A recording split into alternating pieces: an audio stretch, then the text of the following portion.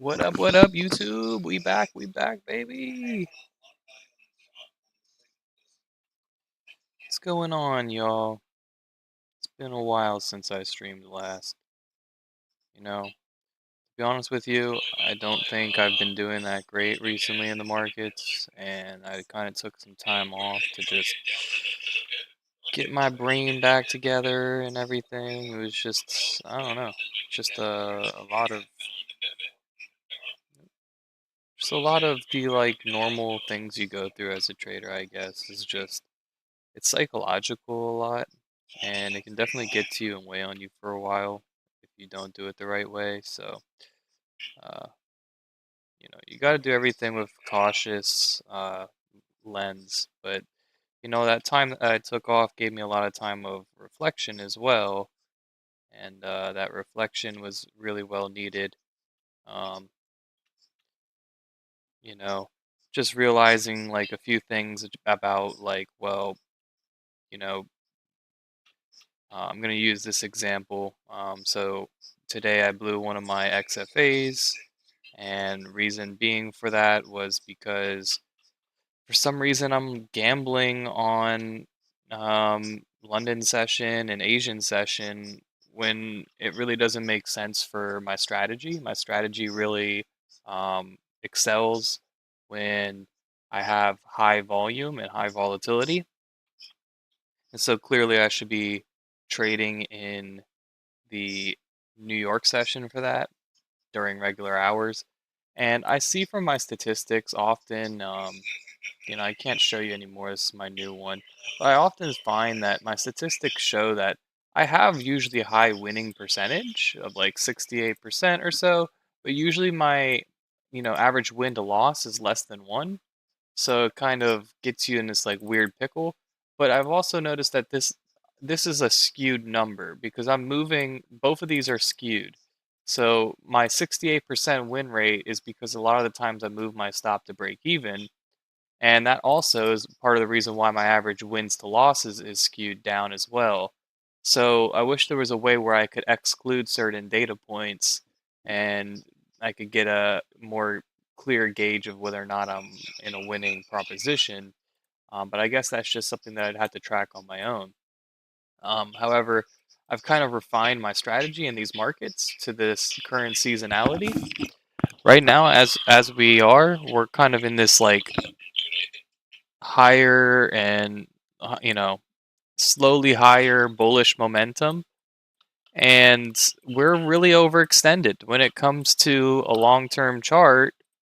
You know, uh, like when we look at a longer term chart, the 30 minutes, we have really not had many pullbacks that have been appreciable to the point where we could say that that is a good enough pullback to where we can continue buying. Most of these pullbacks are about 1% or less. And it's just not okay for the market to continue rallying like that. Even if we did go straight down 20%, the honest and earnest recovery would just be to come back up to these highs and retest them, and then from there we'd have another pullback.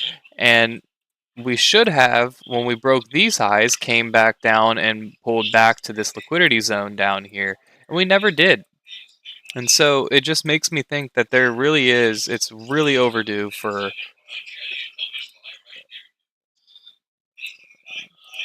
I'm sorry, I'm listening to my father. He's trying to have a conversation while I'm also doing this, but we're really overbought, and it's pretty clear that you can see if we go this daily scale, you can see on the RSI we've been in this overbought territory for a while, and it can stay up here for a while. I'm not saying it has to reverse right away, but we can just put anything on there.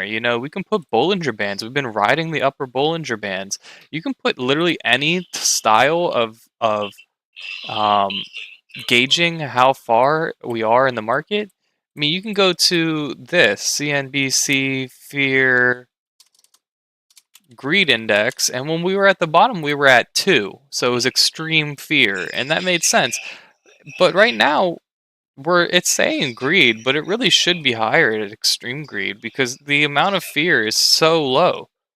Okay? And we're just seeing greed here on the S&P and extreme greed here, extreme greed. The only real reason why this isn't at extreme greed is because right now the market is being heavily dominated by the top 7 holdings. It's being heavily dominated by them, and it's mainly because people's 401k plans are being passively invested into these companies. These jobs that offer retirement and pension plans, they have to invest their money in order to make that proposition worth it, and they do so by investing into these quote unquote safe stocks that are typically higher revenue, higher market cap, such as Apple, Nvidia, Microsoft, Meta, Google. All of these are pretty safe bets because you know that even if they have a downturn, chances are they're going to survive it. Even if we were to have a market crash, Nvidia's going to survive it. And you can see Nvidia's had, beautiful movement going up, and it will correct at some point. And like, let's say we crashed, and in a worst case scenario, like in the dot-com boom, let's say we dropped 80%, it's still going to be remaining over these highs that we put in December 2021. So it'll most likely recover at some point in the future. Plus we can just use our brains and know that Nvidia is leading the AI chip race by a mile. you know and so, anyways, going back to the point here, QQQ is definitely bound for retracement. And if we go and we look at this graph here, you can see that in 2023 and 2024, we had this little period of slight decline. It's not even a crash. It's not even a dip like we did in, February to April. It's not even like a 20%, but, we're dropping about, 9-10% here in 2024, and in 2023 we're dropping as well. So you can see that August is typically a turmoilous time for the markets, and we can just look at that. Data on monthly S&P returns here. So you can see since 1950, so now we have about 75 years of data here. You can see August and September are typically your turmoilous times. July is usually a really good month, and so it makes sense that we had a really good month, and it makes sense that we're gonna come into this time, and August is typically flat, right? Is what it's telling you. And if you go and you look back at this chart again here, it usually starts a little bit early here in July, and by the time that we're like in the first week or second week of August, we're done and we're start moving back up, and it's flat because it doesn't like rocket back up to new highs or anything. It's just people starting to rotate out. After a really good second quarter, which is normal, people usually spend more during the summer months than they do in the winter months. Okay, that's why January and February are typically pretty red. Um, I don't know why January. This graph is not 100% accurate. I know it isn't. Let's see.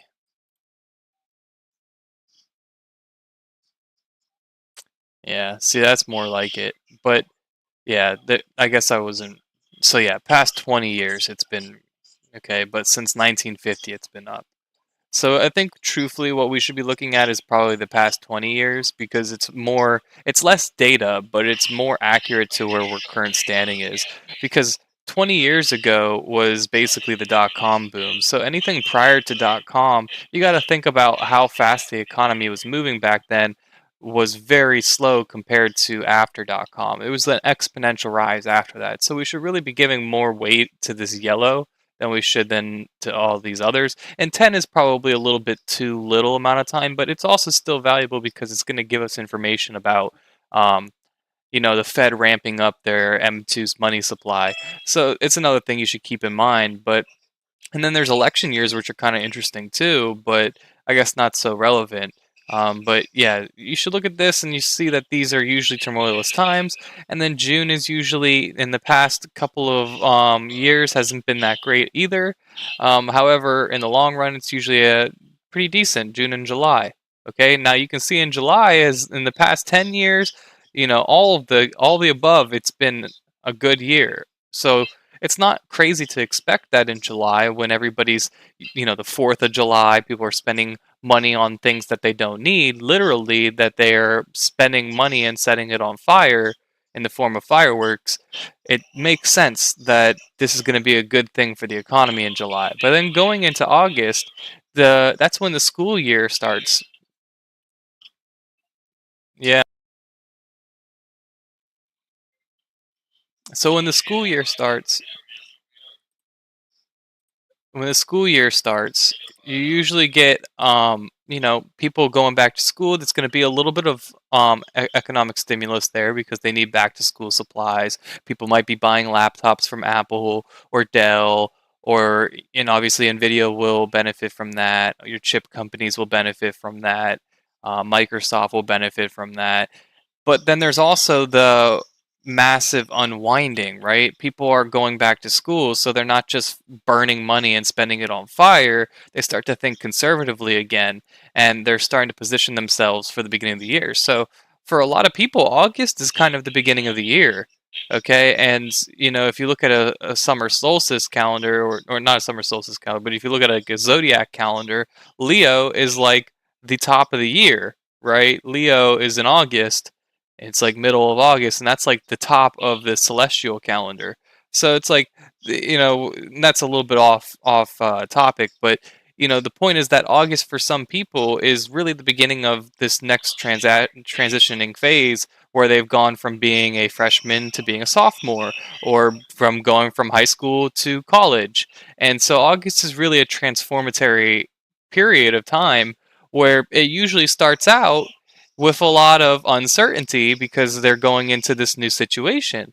But then you often see that that is met with a found optimism in the second half of August, followed by in September, reality hits, and it's kind of like, oh shit, it's like this is harder than I thought it was going to be. Okay. So that's why it's basic human psychology, but I'm just using the example of school because it's something that almost everybody has gone through in some form, whether it be grade school or college, etc. So August and September are typically your red months, but then going into October again, you have this economic stimulus that comes in where people start spending money on sugar, and they spend you get a massive amount of money going to candy and Halloween decorations right at the end of the year, as well as you have people starting to position for the end of the year where they're thinking about um, the thing about end of the year earnings reports. They're thinking about all this stuff going into the fourth quarter, right? And so it's usually like fourth quarter is usually one of your best quarters because you have Thanksgiving, you have all these holidays that are really ramping up economic spending, as well as air travel, etc. My dad's saying there's the long here, so we're going to pay attention to the market for a second. So, new strategy I've been using basically has been it's a combination of using a CCI on a 2000 tick chart, but I like a 2-minute chart on my MNQ now because it's less noise and I feel like it's more accurate to things. Like you see how right here when we wicked up, we went up and barely wicked up above the 50. If you had just sold the 50, or here when we're following the trend down, the highs of these candles here come exactly to the 10 on the 2-minute. It just feels like it's more accurate and it's less noise. Or here, for example, at early in the morning, we pop down and then pop up.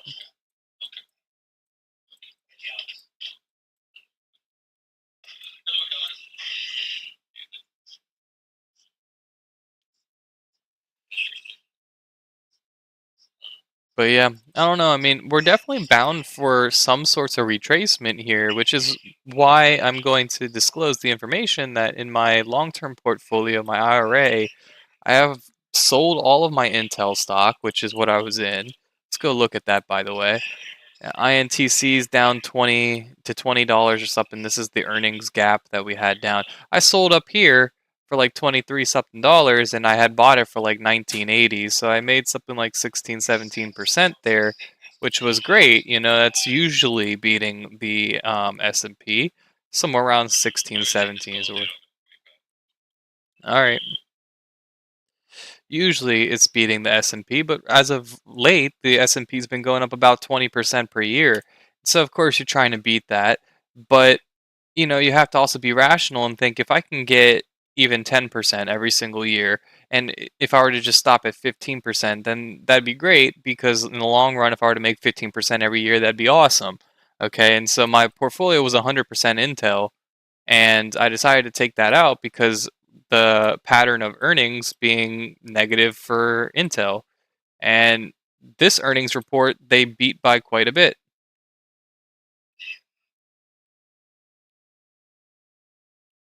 So yeah, in this earnings, they beat by quite a bit. There was a surprise beat. Their surprise on revenue was good, and they still got sold. And this was a surprise beat of 1,800%, right? So that's a lot. And compared to this one, it was a surprise L of 929%. And I was expecting it not to be the greatest. And I just understand that when we're inside this consolidation zone, we didn't break out of it between this entire quarter. We were slow grinding up. I was expecting to have some sorts of dip again, kind of like this dip. And I didn't expect it to break this low either, but I expected to come somewhere near 20 bucks, which is what it did. And so I figured, why would I stay in and weather that storm when I can take my money 15% and then I could just get back in after earnings if I want? But ideally, I wouldn't want to move my original position up. I had 1980 was my original position. Ideally, I wouldn't want to buy it over 20 bucks. Okay, and that's like my thought process on INTC Intel. I don't want to buy this over 20 bucks because I'm thinking to myself, what are the risks and what are the rewards? We have liquidity levels up here. Of course, we could go back up to all-time highs at some point in the future, but risks are all the way down till 12 bucks or something like that.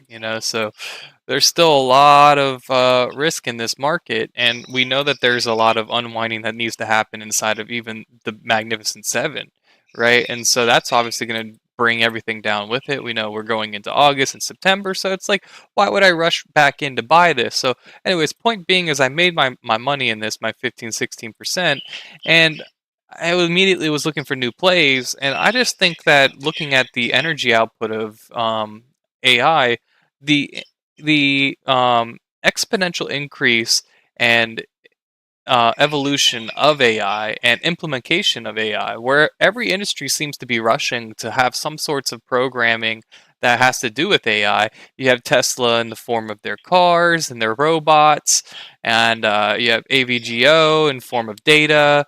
You have Google in the form of Gemini, Meta. They just hired like I think 7 of the best people for AI. Plus, they have their own I don't even know what it's called, Facebook AI. Amazon, of course, is going to use AI to track people's data and understand people's spending habits better. Microsoft has their own AI. With OpenAI, you have Nvidia who's making AI chips, and Apple, of course, has Siri and all these other AI type things that they're working on as well. So all of them are working on AI, and it's not just them. You have people like Palantir popping up out of the woodworks, and you have a whole bunch of these companies that are popping up.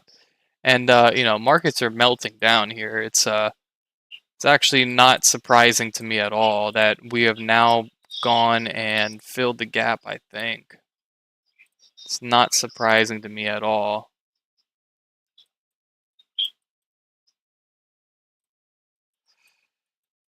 Yep, we filled that gap. Not surprising to me. I knew that we probably would, and I knew that that movement yesterday was complete bullshit.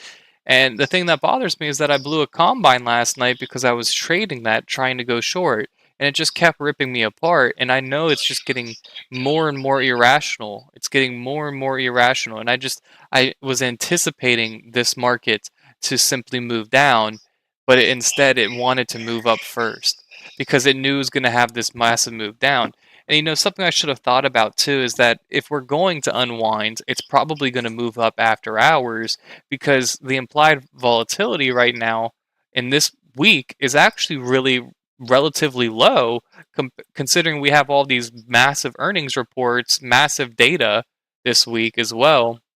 You have Jolt's openings this morning. You have possible China deals that are on the fringe here, and we're going into August 1st here on Friday when all the tariffs get unpaused, and you have FOMC tomorrow. You have all of these, and tomorrow's a huge day, absolutely huge. It's going to be a crazy day, okay? And so, to me, this is anticipation because they think that even if there's a slim chance that Powell will cut rates, they want to make sure that they have an opportunity, excuse me, to buy when he does. They want to take out their debt immediately and put it into the market, and they're going to immediately do that. And so, they want to make sure that they can, and so they're positioning and selling this off today so that maybe even if there's a chance tomorrow that we were getting a rate cut, that they could invest at 25 basis points less of risk, right? And so that's a lot if you're managing billions of dollars. Um, it's pretty crazy that this market is just selling, selling, selling. But it kind of a little bit upsets me because I was selling up in here and getting, chopped apart. I went long, so I got my money back, and then I went short again, and I took my money, and and then it finally breaks, and then we pop back up, retest the break, and then that's where I should have just went short from there. And that's what I tell people all the time is that when we break the lows here, that doesn't mean that you have confirmation of the move yet. What you need to see for confirmation of the move is a break of a major liquidity support and then a retest of that support that fails. Then once you break that low here, that's confirmation of the sell, okay? And your stop should then be above these highs, okay? And you would have had all this alpha that you would have captured here. You could have captured, a point and a half or more. When you break these lows, then you go up and you retest when you break these lows. So here, this is what you would have had, yeah, 1.42. So a point and a half on the Qs you could have had, and your risk would have been these highs. So there you go. You would have had a 2-to-1, right? At least a little bit more than a 2-to-1 here. So yeah, it's just, it's a little bit disappointing how things worked out, but I did long this bottom here because I knew that we were oversold coming off of this low. And part of that is because of my strategy. Right now, I've been using a 2,000 ticks on the QQQ, and I'm using CCI with custom settings that I'm not going to disclose. But the levels that I'm looking for are for it to go past positive 200 or past negative 200. And then I also have Bollinger Bands on the 2000 ticks, one with 2 standard deviations and one with 3 standard deviations away from 20, which is 20 is the typical standard. So the third deviation is the one that I'm looking for. If it taps the third deviation and the CCI is beneath 200 or above 200, if we hit the upper third deviation Bollinger Band, minus 200 if we're hitting the lower Bollinger Band, and 200 positive 200 if we're hitting the upper Bollinger Band. Okay, and so I'm looking for those two things in confluence to happen, and then that's where I enter. And typically, I also have $ tick up. I would love to see that down in like an extreme area where it's like minus 1,000 ticks, because that's even more confirmation that we're oversold and I can buy. And so right here doesn't seem like a lot, but I long that, and it was up like $500, and I didn't take the money, and I let it come back down and stop me out for break even, and then I entered again, and I was up 300, $400 again, and I was like, let me not waste this opportunity and squander it like the last time. I'll take the 300, $400 and get back up to 600. And so it's been an up and down day, but it just all kind of kills me because had I just waited, my original bias going into the day was that we were going to sell off. And if I had just waited until New York Open, New York Open would have ran this market up. I'm still at work because I work in the morning until 10. So I would have missed this original down movement, but that would have been confirmation for me pretty much because we break this low. Okay. We break this low here, and then we come back up and we retest it. And as long as we don't get back above the high that was prior to that, which is over here, or you can maybe argue here, it doesn't really matter. But as long as we don't get above that high, then when we continue down, when we break this low here, that's the confirmation of a sell. And so you could have sold in there, and I could have captured all this movement down, right? And I was already, I think, 3 days or 2 days of winning days in my other XFA, and so this could have been a really massive day for me. Okay, but instead, I'm getting too addicted to the trading that I'm trading after hours when conditions are not ideal for me. And so it's been really that's been the struggle for me recently. The strategy's been working, man. It's been working so well because in this type of seasonality where we get this choppy back and forth bullshit, you usually get one or two opportunities a day, which are like really good opportunities. Excuse me. For like massive reversals, such as this one here yesterday. Okay, we have this massive sell off all of a sudden where we get 26 points in 1 2 minute candle, and then that gets followed up here. And you can see even just on this chart that we basically came down all the way down here, and yesterday it was minus 200, hit the bottom third deviation on the Bollinger Bands on the 2000 tick chart. So it was a long, and so I longed it from like pretty much here, and I got out at the 10. I could have held it longer here, and like I'm pretty sure we're getting pretty close to a bottom now just because of how oversold it is. And now it's like people want to buy it. Obviously this is when they're starting to start positioning for tomorrow, and I'm seeing a whole bunch of shit come across the time and sales as well. There's a bunch of buys that are coming in here at the market. So I mean, we're looking for buys here, and then there is a couple of sells that are still peppered in here. But you know, this is a strong enough bounce off of a low. Well, I'd say sells are pretty much off the table now. You might still look for it to drop a little bit, then you can cover because this is a pretty big candle here. But we're not moving off this candle here. You can see we're steady, we're flat, we're not trying to give up this 10 EMA on the 2 minute. And so what I'm looking for here, if I was to long, which I don't think I really am, because the CCI is now moved all the way back up until like halfway. MACD's gone flat on the 2000 ticks. We hit the target that I was looking for, which was 567.49 on the Qs. We hit that. Okay, so that's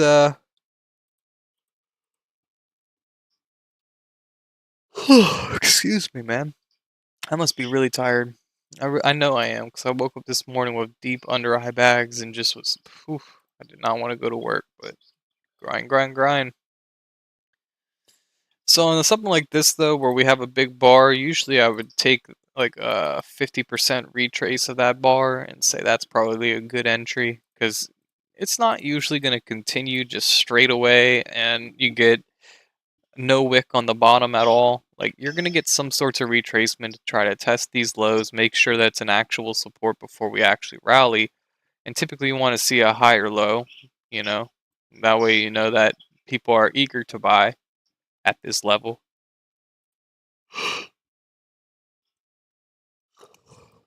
But you can even see here that if we were to break down from these lows here, that your next support's down here at 566, and it just becomes a cascading effect to lower, where we just keep going lower and lower and lower. And so eventually when you break down maybe from this low, I would suppose, is when you'd probably see a massive unwinding. Now this day was really fun, okay, because you get this double top followed by this fume straight down, but I missed it. I was at work. And so it's like I keep missing the moves, and I think that's maybe what's been tricking my psychology into being greedy and wanting to trade these PM sessions that are not ideal for my strategy. For one, I don't have the QQQ data to back up my thesis, right? I can't sit there and be like, oh, the QQQ is doing this, and so the NASDAQ is likely to do this. I don't have that data because the QQQ doesn't trade after hours in those PM sessions. You do have electronic data, but the volume dies off so much that a 2000 tick bar can take like 30 minutes, whereas on here it's taking me like 2 minutes, pretty much 2 to 3 minutes to get it 2000 ticks. Okay, and so it just makes way more sense for me to trade in New York, and I'm on the Eastern Coast anyways, but for some reason I keep getting greedy and wanting to trade that session just because I don't know, maybe I'm bored or maybe I'm addicted, but that's something I've been struggling with and I just need to kind of get out of. It's a lot of trading in general. It's not so hard to find a strategy that works for you. You can have ICT concepts, you can use long-term trend lines, you can use EMAs, Bollinger Bands, indicators, price levels, bookmap, price act. There's so many different things that you can use that you really don't need to focus a lot of your time and effort into finding a strategy that works. You need to work more on your psychology because when you start seeing big green numbers, that oftentimes turns into, okay, well, I can make it into an even bigger green number. And then you go and you give it all back, and then you start chasing and you go red. And so it's just, there's a million different psychological, whereas, like, when it comes down to finding a strategy, there's really only like a handful of them that are worth even using. Okay. And so, it's just to me, it's like not about finding a strategy. I mean, you could literally, I think, in the markets, I truthfully think you could flip a coin. Like I have a random coin simulator that tells you heads or tails, heads I go long, tails I go short, and you can make that profitable as long as you have the right psychology, and you have the right understanding of where I should put my stop and where I should put my, you know. So, you don't need to have a bias or anything like that. So, I don't know, but the point being is it's really all about psychology, and right now I don't know what's exactly holding me back from continuing to build these accounts. I get into these, I've burned a shit ton of these combines. I get into these routes where like I'm like fuck it, fuck it, fuck it, and I'm just gonna keep on like burning, burning, burning, and then I get like one or two of these wins, and it's like that's great, and I get a payout, and then it's like, okay, awesome, all of those burns are gone, but now I'm back to break even, and I'm just wasting time, right? It's like I'm not wasting money. At least I'm. That's what I all I can say is at least I'm not wasting money. Okay, at least my money is coming out break even. But it'd be nice to be making something for all the time that I'm putting into it, right? Like so it's just the psychology. If we want to make sure that the time horizon, that as time goes on, our money keeps going up, we can't expect it to be straight up like that. We have to expect that there's going to be oscillations in our money, and we're going to have these dips. But we got to try to minimize these dips as much as possible. So that's what I've been thinking about recently: is how psychologically speaking, how can we make these dips, right? How can we make them smaller so that this graph turns more exponential? Because I assume, based off of my stats, that I'm about 50-50. I'm like, sometimes since I'm break even, I'm not making money or losing money, I'm about 50-50. And so that's actually pretty good. It's like to be 50-50 is actually decent. So if we can just minimize these losses, then we'll get further and further away from break even, right? You know what I'm saying? And so that's what we need to do, I think. We need to figure out what are those loopholes, those boxes that I'm checking that are turning out to be bad things in our psychology that is turning into those, rampant combine blows. Well, I take for example, I take a payout, okay, because I'm eligible for it, but now my account is only $1,000 drawdown and I'm gone compared to having that full 2,000 if I was down here. And so maybe instead of taking that payout as soon as I'm eligible for it and taking $1,000 payout, leaving my balance with only 1K, maybe I need to hold off until I have, for example, 4,000 in my account and I take a payout of 2,000, and then my drawdown becomes that 2000 again. And that's like back to just square one, right? So it's a big, like, complicated mess with, like, well, how do you balance it, right? And so part of me, I used to, my very first time, I was just trying to go for the 30 days of $200 or more. And once I got to the 30 days, I was going to take the 90% of whatever the balance would be. And, if worst comes to worst, that's fine at that point, right? Because I took the 90%. And I was at doing like really good. I was at, like 27 days, but then I blew it all in one day. Okay, on day 28. So it was like really upsetting because you're sitting there and you're like trading for over a month, basically 2 months, and getting winning day after winning day, which is good. Look at this. We just keep melting down. We're about to get this liquidity probably swept before we go long. The way it's looking here. So yeah, I'm gonna pause the rant for right now. We're gonna look at the markets because I'm thinking about getting long soon. Probably when we sweep out these lows.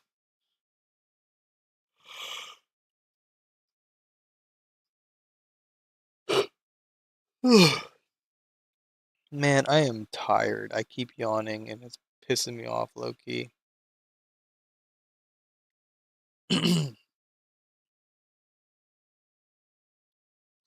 See how low we are on this MACD?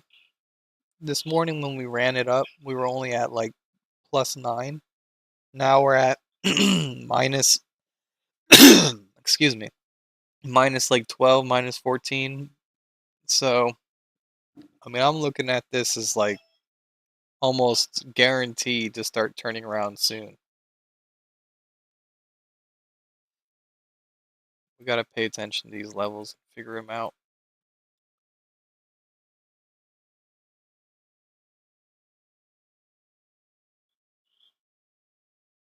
440.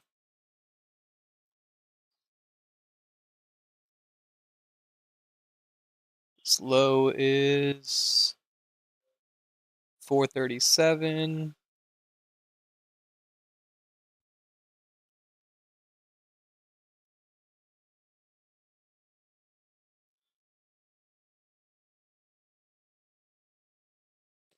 Yeah, we swept that first one and we're trying to bounce, but we didn't sweep that second one, which makes sense.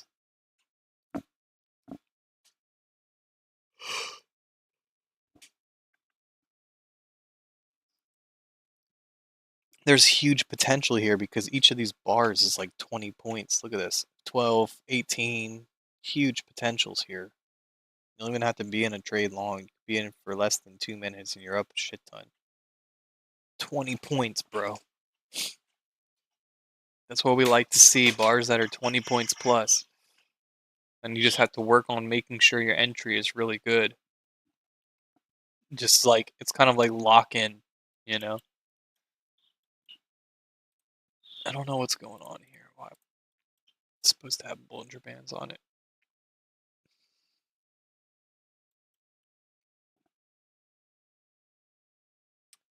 Definitely might have bottomed. Ticks are going up here. They're at plus 250. But like I said, usually you want to see a bottom hold. So I think there's a chance we come back down here.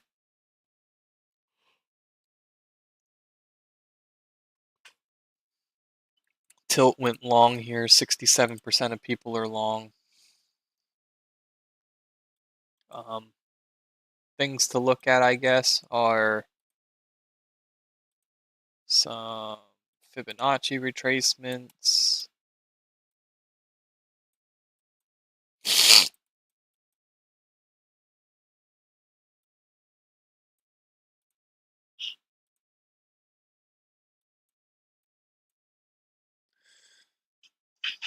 Look at that, bro. 439 up to 489. So that's 50 points just within the 23.6 fib of this drop.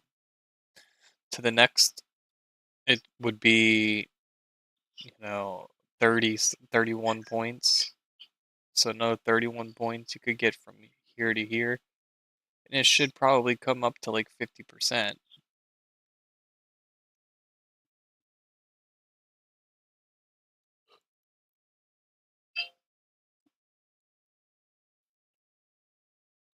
Yeah, this is looking strong. MACD is starting to flatten out now on the 2000 ticks. Looks like it wants to move up here, boys. Yeah, I can't with my strategy it's 10-point stop, so you gotta really get a good entry or else you're gonna get stopped. Should have got that one down here.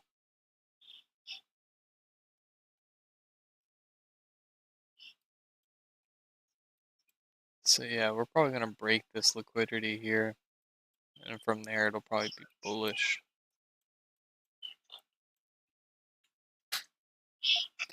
Seems bullish.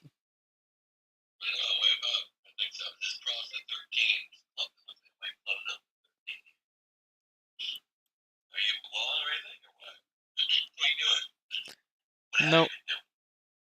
I haven't been doing anything. I've been waiting for a bottom. I wanted it to hit the minus 200. It never did.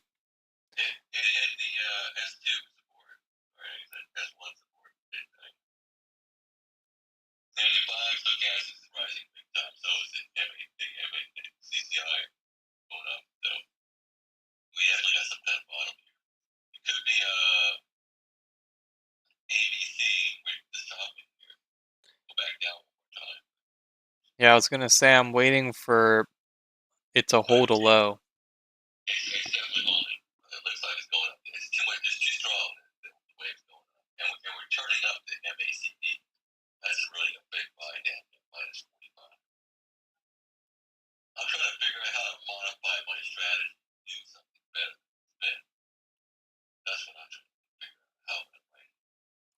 Yeah, so right now I'm doing nothing, just waiting for a lower or a higher low. That's what I'm looking for.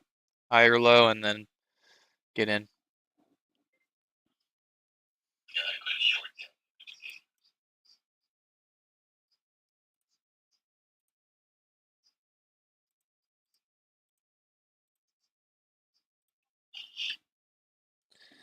But yeah, anyways, I mean, you get these huge movements off of these massive lows. Like, look at this. Just brutal.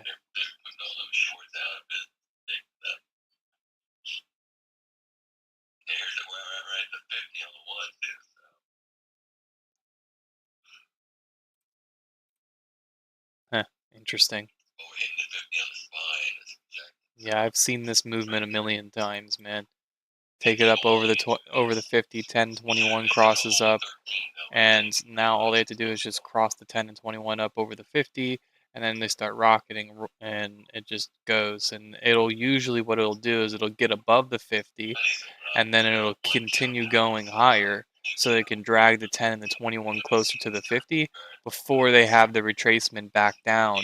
And usually it retraces back down to the 50 when the 10 and the 21 are then like closer to that 50 to the point where it won't turn back down, right? It can't do it right now because then maybe the 10 turns back down underneath of the 21. So they have to keep buying it, keep buying it, keep buying it, so that these continue going higher and getting closer to that 50. Once it's close enough, like right here, for example, it's pretty close, it'll probably pull back. And it'll be in correlation with a retest of that breakout from here, right? Depending on which way you want to look at it, if you're an EMA trader or whatever, right? Maybe they want to yak this up one more time.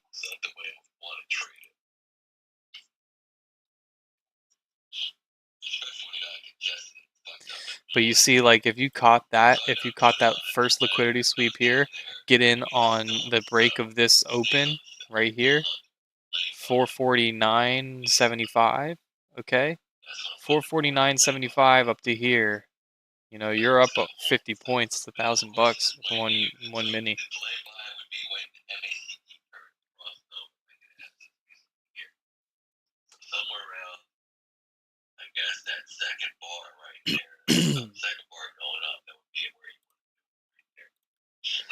All right, you see how the 10 is now touching the 50? At this point, it can come back down, retest that 50. So we're looking for that. And that is right in line with, again, that retest of that break. So this is not something I would log here.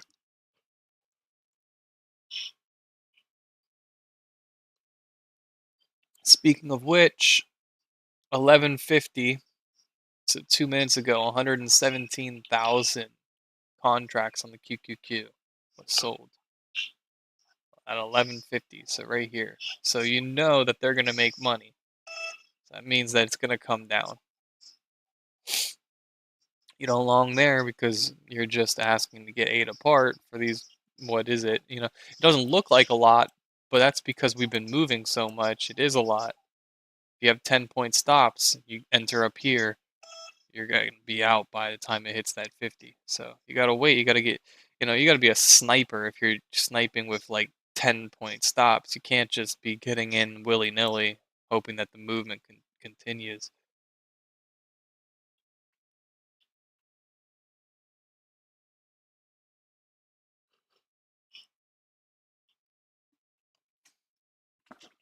It's trying to be really, really strong here off the bottom.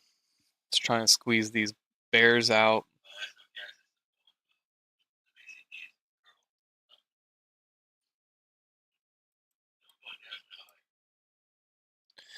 More cells here.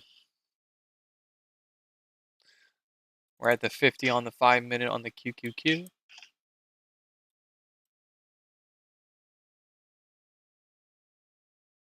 Which is actually rather interesting because the 10 crossed over the 50, but the 21 is right at the 50. So on the 5-minute on the QQQ. So if the 21 were to cross down over the 50, and the 10's already down, then you could say maybe we're continuing a bearish movement here, which is maybe why people sized into that 117,000 contracts lower, and they're thinking that this is just some sorts of retracement that we're going to end up giving back.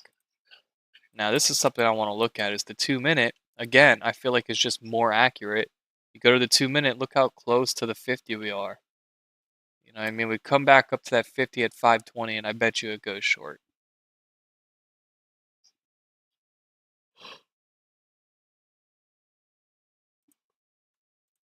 It's so much less noisy. Like, this is a lot harder price action to read than this 2-minute. You can tell pretty clearly here on the 2-minute that it is bullish, right? It is bullish. But on this 1-minute, you're like, people tried. Maybe they'll come in again and they'll send it back down. The 1-minute's just misleading. I think it's too small of a time scale. 2 minutes, like the smallest I think that should go.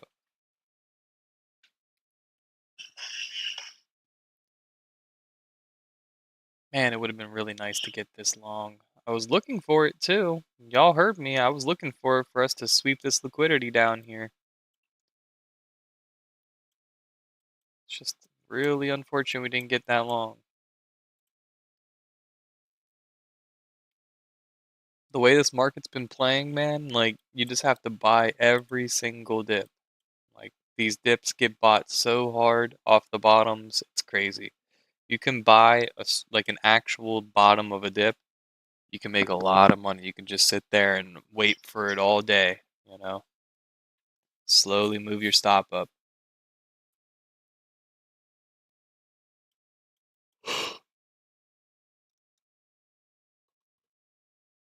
There we go. There's that top. Hit the 50. Now we sell off a little bit here. Take a little bit of profits if you're long at the bottom. You can add it back on when you get down to here.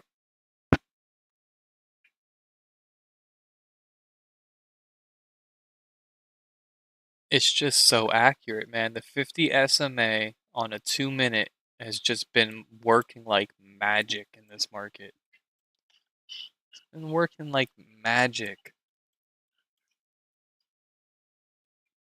And if I was really high balls, I could have taken that short, 518.75 down to 598. That's like 19-20 points. It's like $400. Just that small movement.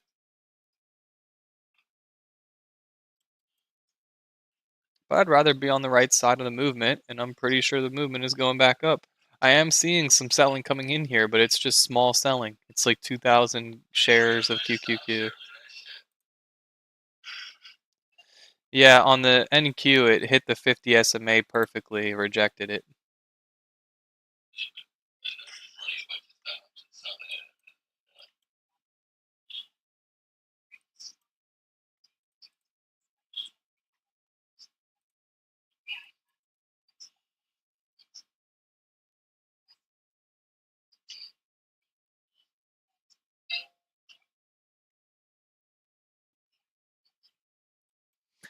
I need more.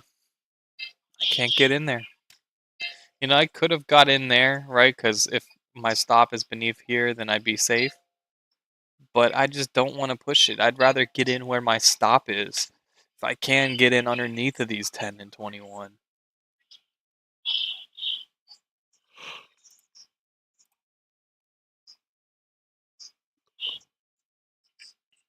You can see they're trying to hold that 10 EMA on the 1 minute. Usually this is the type of shit that they'll do, man. They'll move it up, make everybody think it's going long, and then this will be the real sell back down. CCI is all the way up. Means that there's not a lot of like strong momentum anymore. If it is going to go up, it's going to slowly dwindle up. It's not going to squeeze. So that's why, again, I think we're going to move down here. Maybe even, you could play 50% movement here, 479.50. That would be a really good entry, you know? I also would like to look at this middle Bollinger Band here.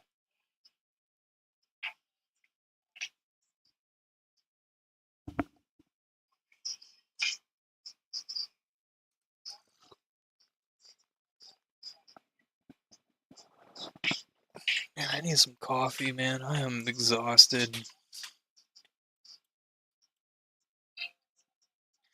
I'm trying to make a big day here off the first day in this XFA. Because if I can have like a big day of like over a grand, I'll have a nice cushion. I'll have a nice confidence. That's, I think, the real thing. Not so much the cushion as much as the confidence. Like, okay, I made 1,000 yesterday. It doesn't mean I have to make 1,000 the next day, but it means that I did really well. I'm seeing the market the right way, and I'll have that confidence going into it. Plus, if I have a really good day, I won't have any urge to trade it in the afternoon session, right? Which is what I was talking about. I need to make sure I don't trade that shit. Even if I know which way it's going, I don't care.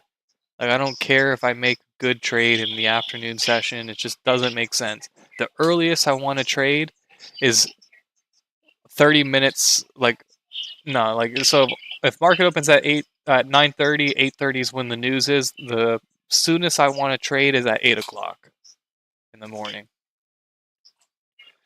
New York, Eastern time. Because I can't deal with that. I can't deal with that, man.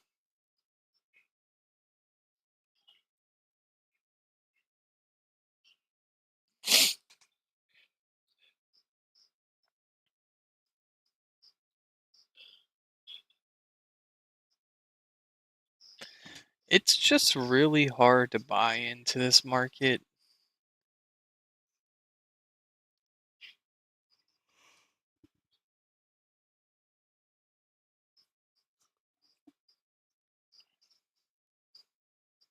By the way, it's International Tiger Day.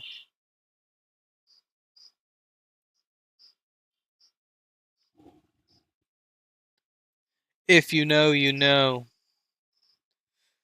Big cat, tiger.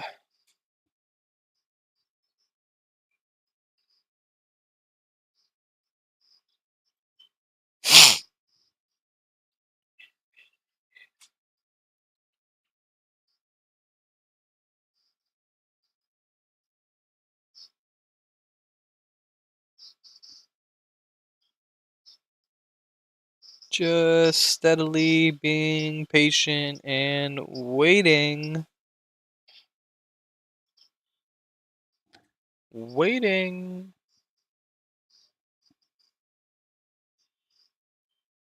Could have been winning, but now I'm waiting.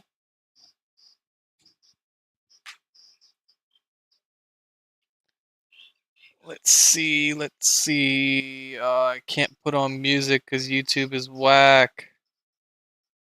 Just remember that. Man. Okay, here we go.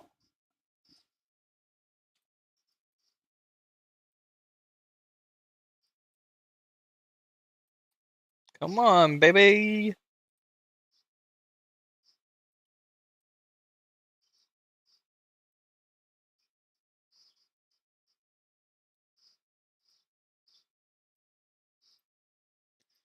Come on, bye bye. No. Looks like it only wants the 20 fucking 3% retrace, man. The way that they're fucking buying this. But there is still sales coming across the market here. Like at 12:01, there was 10,000 contracts, or 10,000 shares, I should say. Almost 11,000 shares.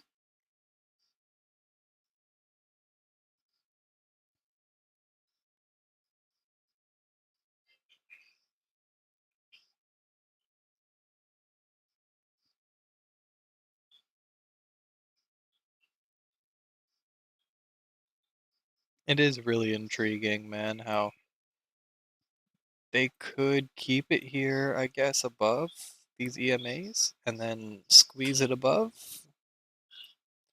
Okay, see how I told you, like a couple of points, a couple ticks beneath. I wanted to come down and retest this high actually. Like actually support it. Support the thesis of longs. Get a nice retracement, a nice healthy retracement of 50%, 61% at least.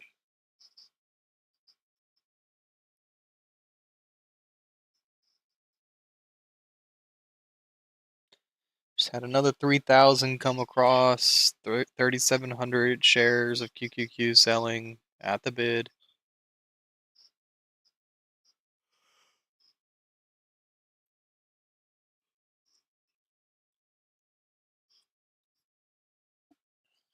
I have to imagine the people that are pushing this up like this are the same people that are selling it down with like 2,000 at a time, 2,000 at a time, because they're just like using a buy program to buy them all. All these ones coming across, that's all them.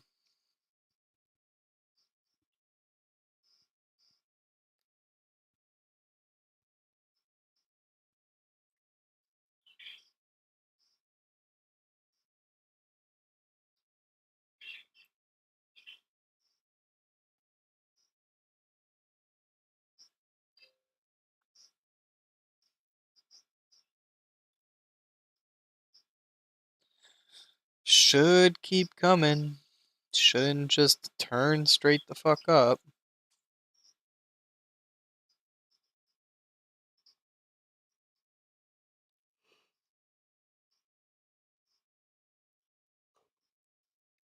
Reason being is because they want those 2,000 shares to actually have an impact. Meaning, like, if they actually were buying puts or they were short selling, they would want it to come beneath that price so that they could get out of those shorts for a profit as well and cover it. Then they have double the momentum. They have their longs that they've bought, plus they're covering shorts. Boom, it pushes up, right? Get that squeeze. So I still think it should come down one more time. 1, 2, 3, 4, 5. Although that's not how that would work, but get the gist. My name is Jeff.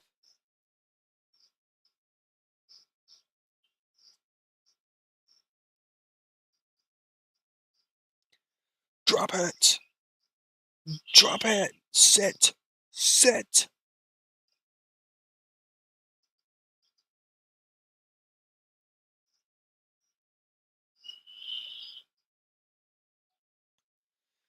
Gosh.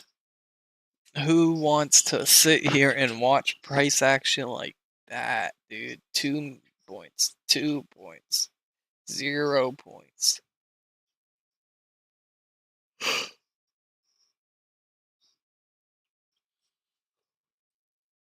Whoa! Big buy, 1.2 million shares on the QQQ.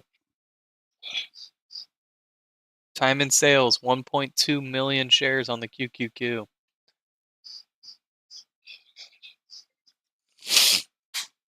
Big buy. Big buy. That's pretty insane.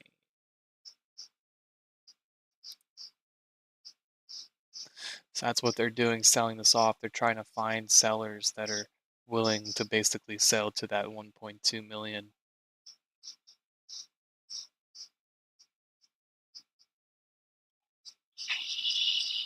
Oh, should I short it or what?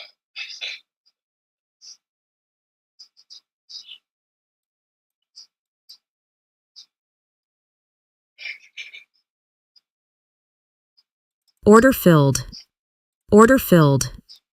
Yeah, we're going to go ahead and try this. It might be ill-advised, but we'll see.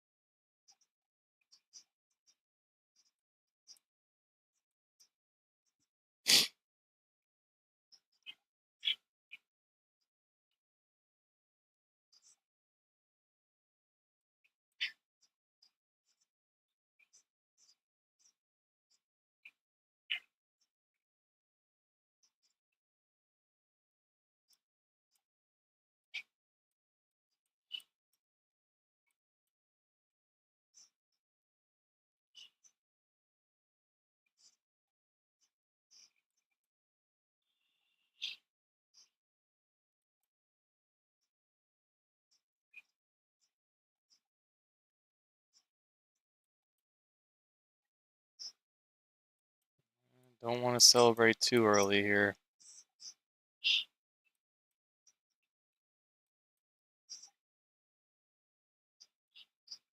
when they accumulate all that stuff, they spike it down. They don't want to give it up.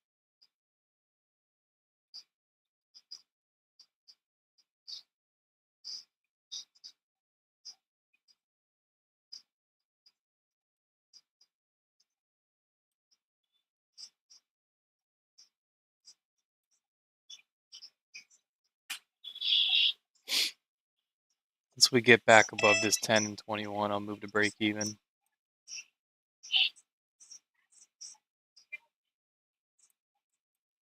We at least touched it. That's good enough for me.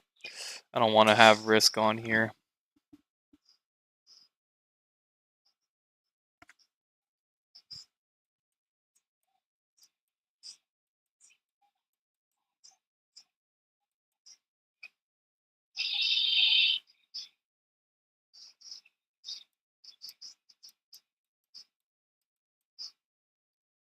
Order filled. Yeah. I mean, I figured he probably still didn't get his 1.2 million contracts yet. They probably still need to probe lower.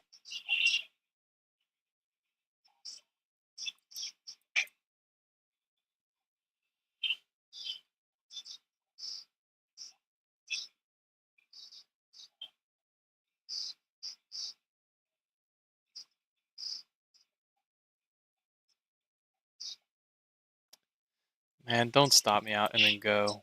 That'd be upsetting.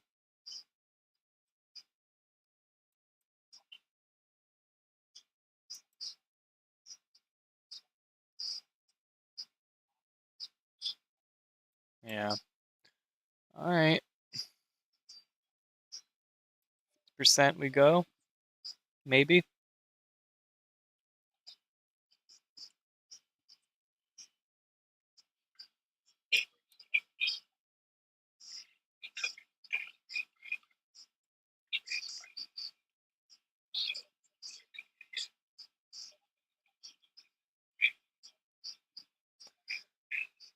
Oh man.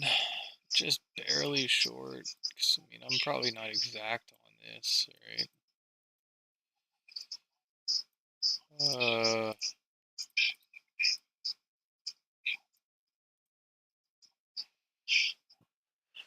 Come on, baby. Sell it off. Do yo thing. Order filled. Alright, we'll try one more time. We'll try one more time.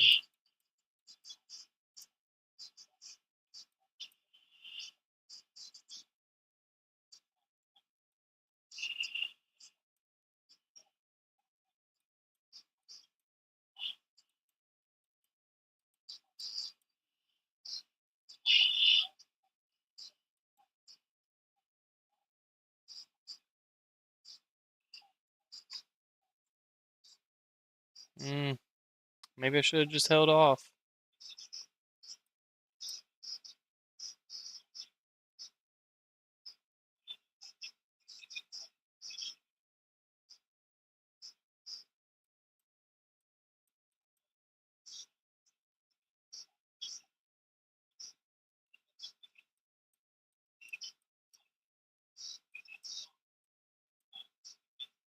Could have just waited, huh?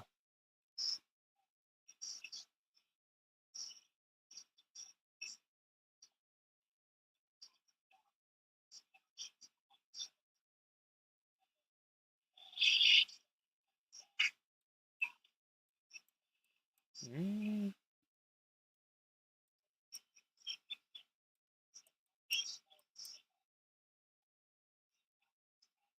they can turn this bar bullish and get over the previous open.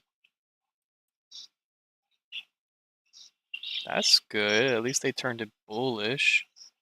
I just need to get over that previous open here. Eh.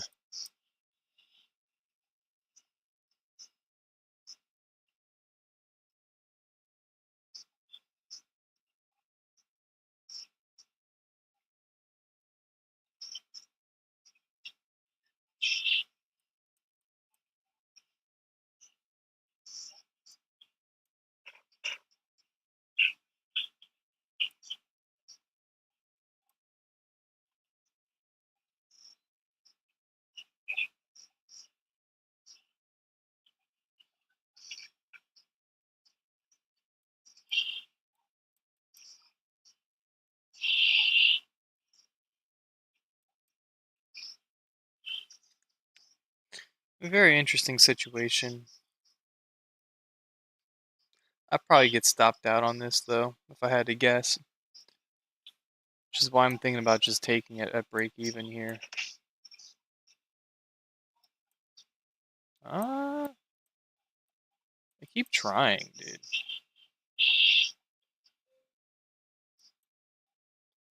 Nothing across the time and sales here, which is very intriguing.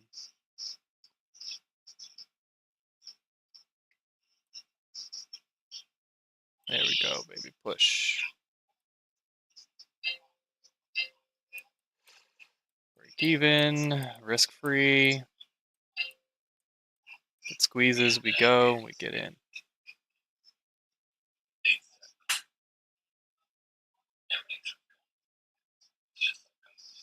Order filled. Can't get it, huh? Can't get it.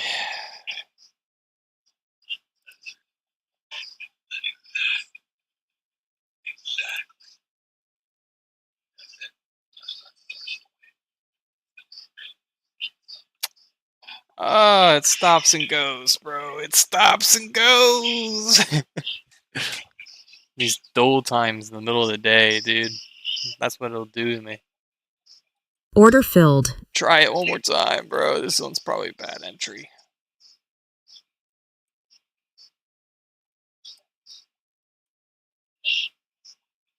Oh, no. Oh. Yeah, this is just stupidity. This one's stupidity.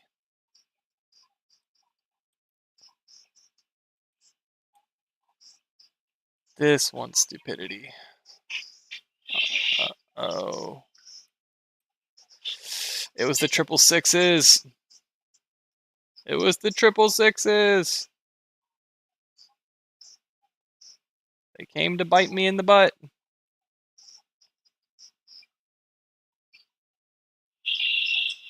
Order filled. Knew it.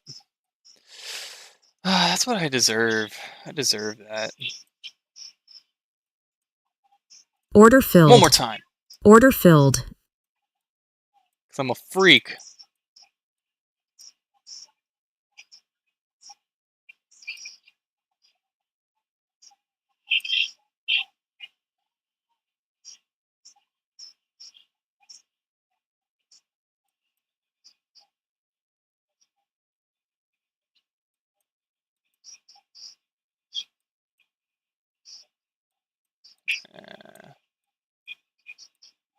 Uh,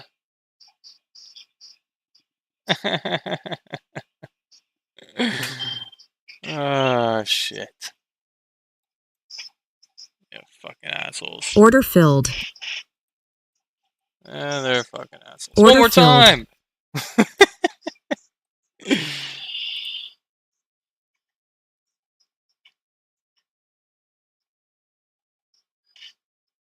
See, now we're just fighting to get the money back. Like, that's the thing. That's my psychology fucking with me, man.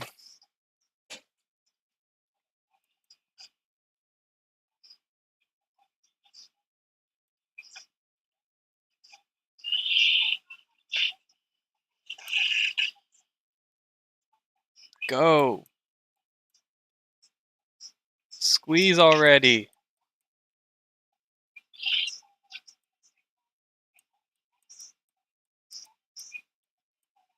Squeeze! Do it! Do it like you never done before! Yeah, keep pushing, keep going. Squeeze all those shorts that just came in.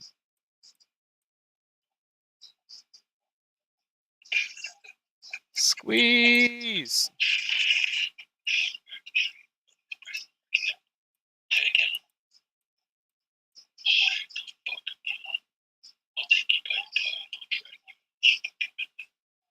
Squeeze!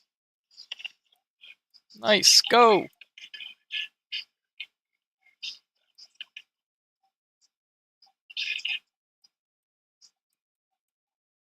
Squeeze! Just a little bit more. Squeeze. Keep it above the 10. Squeeze.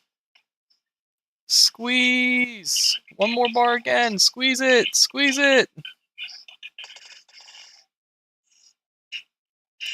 Okay. That at least gets us back to break even. Okay, good. Good. Go, go, go. No. Go. Go, go, go, go. Push it. Push it. To the limit. Limit. Order No, not filled. my limit order. No.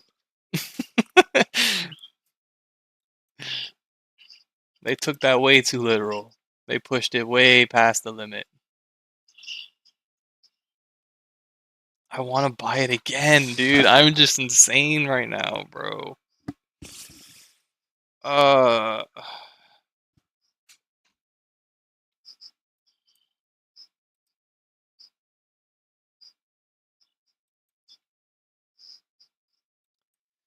to be brutally honest, these are the markets I hate when it's just slowly moving in one direction and it wants to go the other direction. All right, later.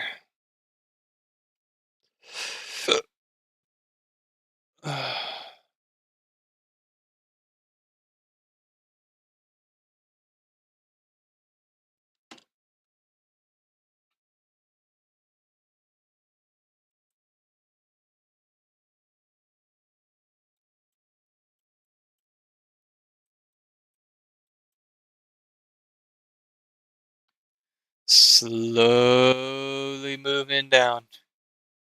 Slowly moving down. Oh my gosh, this price action sucks. Order filled. Order filled. Boop. And I'm gonna buy it because I like when the price action sucks for some reason.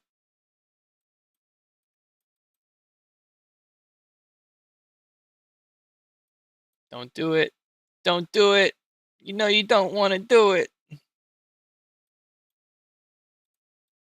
You know it. I know it. You don't want to do it. You want to go up.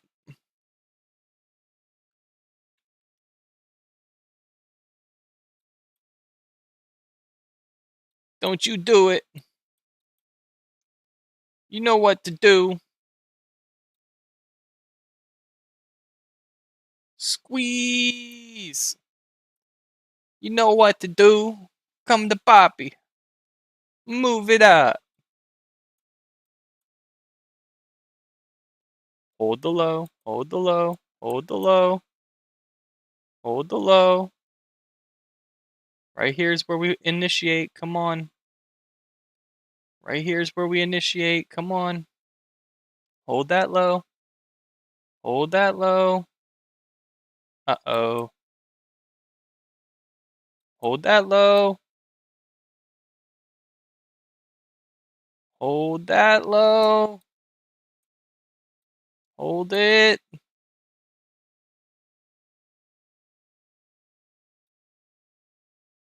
That was close. Come on. That's the low. Come on. No. Don't do it. Push it up. Squeeze it up. Help a man out, man. Help a brother out, bro. Help a tiger out. Come on, man. Come on, man. Help a tiger out. Push it up. Push it up. Up, up. No, no, no. Oh, no, no, no. We're gonna get stopped. We're gonna get stopped. Psych! We're gonna push it up. Push it. Hold the line. Hold the line. No. No. No. Order filled. Fuck. How did this happen? How did this happen, bro? What the fuck? That's what I get, man. That's what I deserve. Order filled. I deserve it. I'm just gonna keep trying until it works. Come on! Send it up! Stop fucking around with me, man. Sweep that liquidity. Pop it up.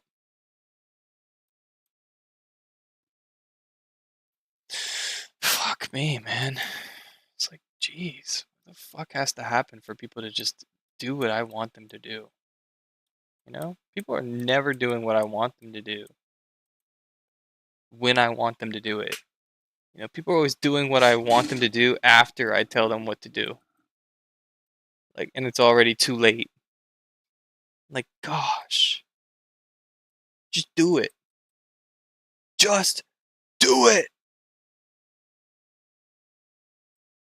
No, man. What the fuck kind of shit is this?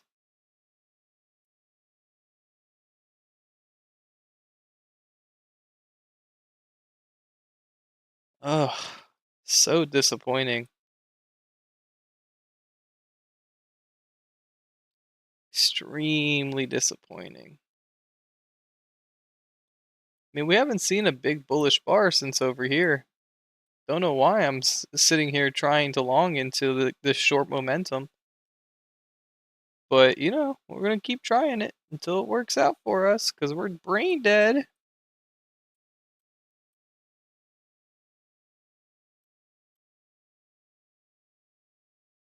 Come on, be the squeeze. Be the squeeze we've all been dreaming of. Squeeze it. Come on, 1.2 million shares. Tell me you're done. Tell me you filled all 1.2 million now.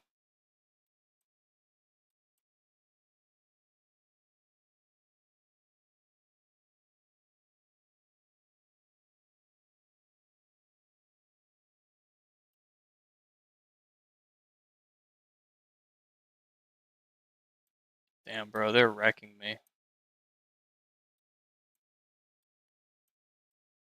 They're doing a really good job of getting me emotional, which is typically a sign that you want to stop.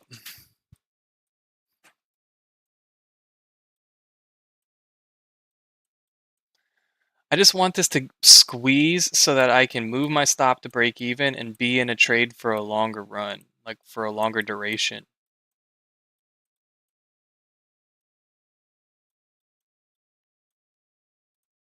Order filled. Oh my god. That happened so fast. That happened so fast.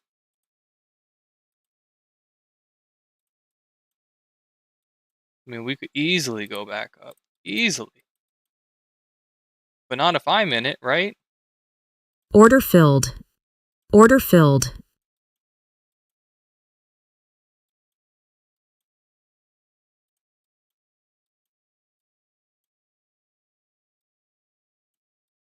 Can't have risk on here. Not in my current drawdown.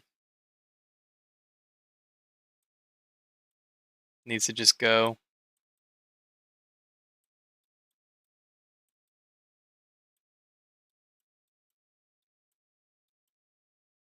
Order filled.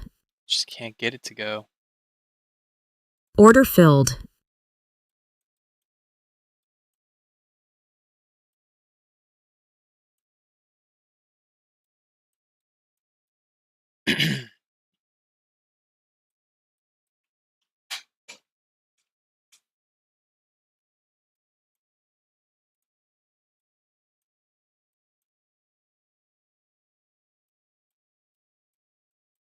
This looks promising.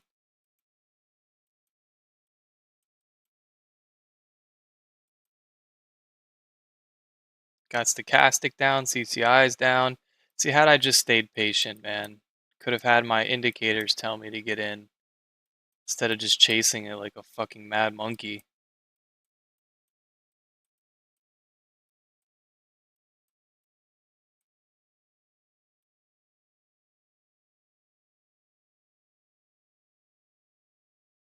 Go, bro. Just squeeze. Squeeze hard as fuck, please.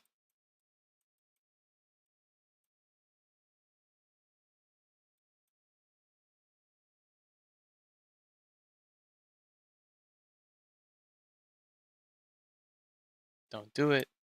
Don't you fucking do it, man! Order Fuck you, filled. dude. I'm just taking my fucking money. Leave me alone. Fucking assholes.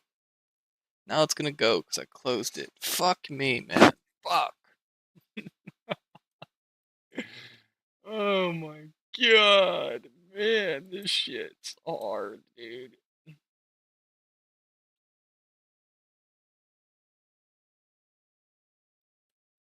Holy shit. What was that? Fucking 73. Now we're a whole 10 points higher. Fuck me. That's fucking $400. Fuck me.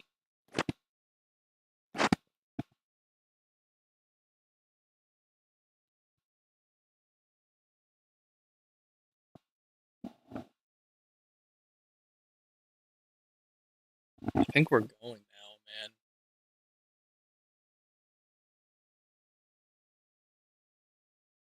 Order filled.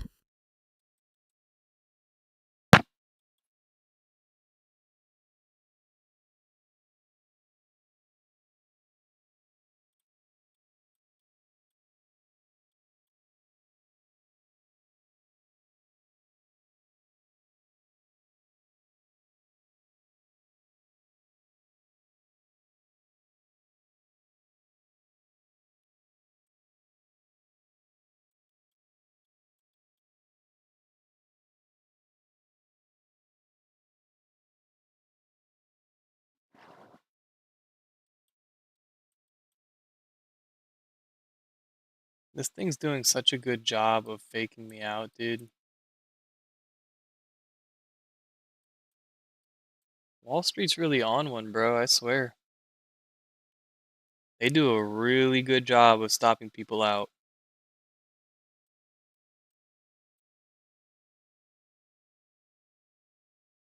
Vacuum cleaning my fucking liquidity, dude.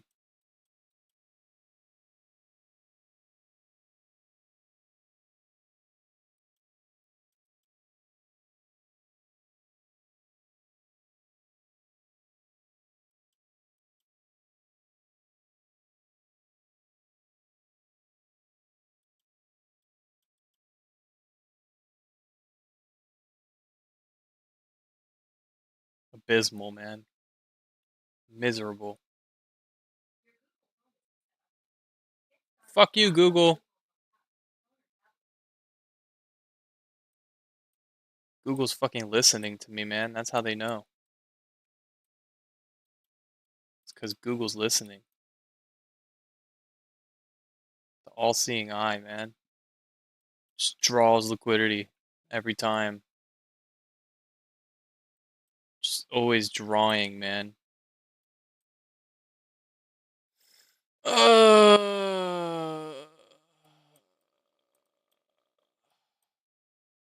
This Order is filled. abysmal. I'm gonna lose this XFA, dude. This rate. Order filled. I don't fucking care, dude. We're gonna keep longing this until it fucking returns.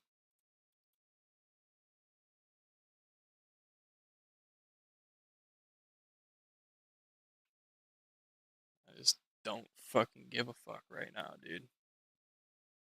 Just don't. Fucking test me, bro. Test me, I fucking dare you. Test me to see how much fuck I give. Because I don't.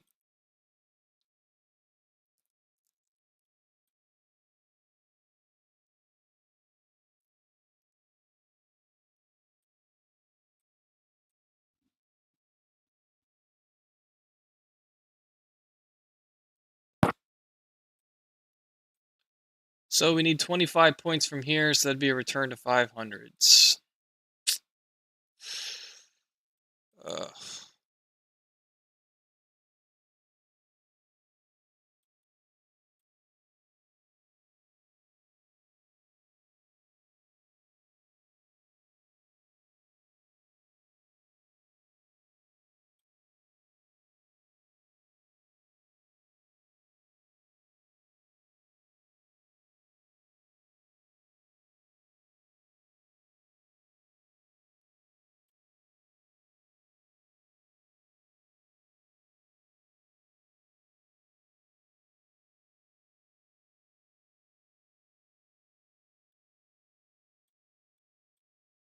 Okay, maybe I give a little bit of a fuck. Jesus, man.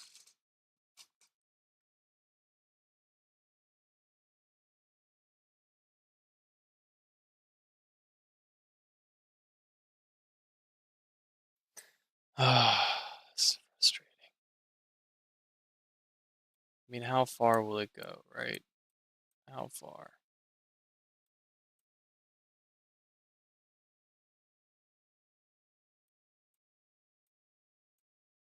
Oh, that's interesting. Couple seconds, it pushes up extremely fast. Can it possibly be the bottom? Probably the fuck not. Knowing my luck. If it was, could expect that return.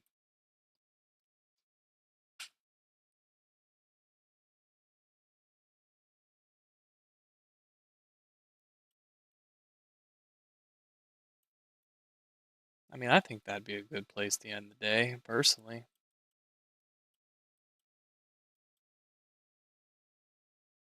I guess they just kind of aren't in agreement here with me.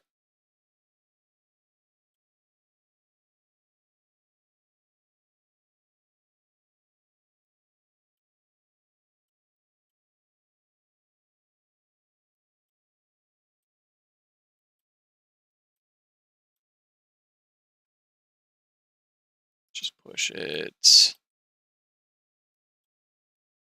Stop playing around, man. I feel like I actually have a decent spot here this time.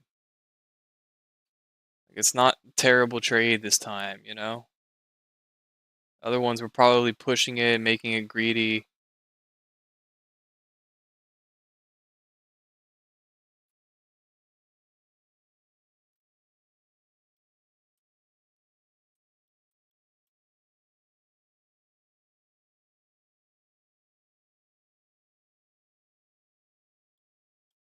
Could have just been a 10 touch.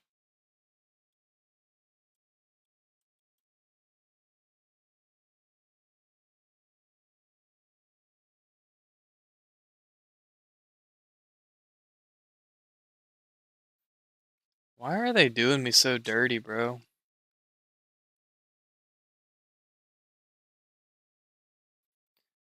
Maybe because you're going against the trend?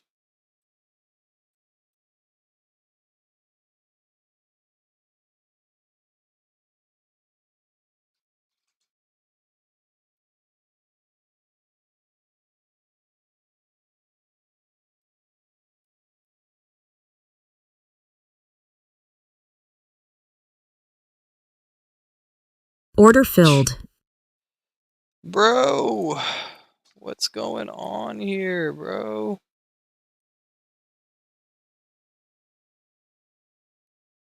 What is going on? Order filled. Order filled. What is really going on?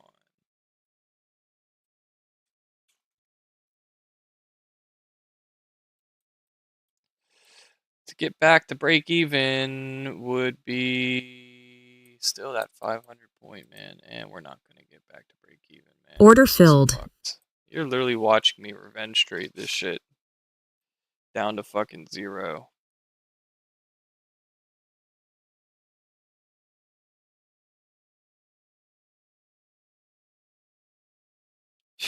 Fuck, man.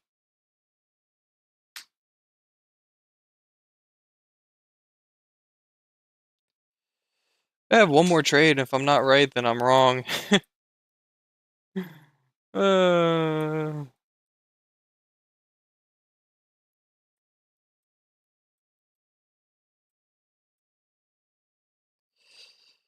Could have been up for the day. Could have called it a day.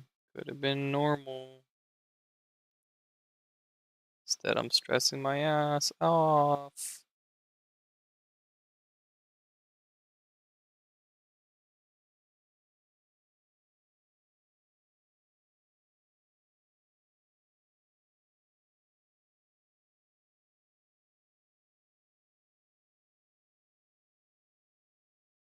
Order filled. Order filled. Please. Just don't do me dirty for once, please.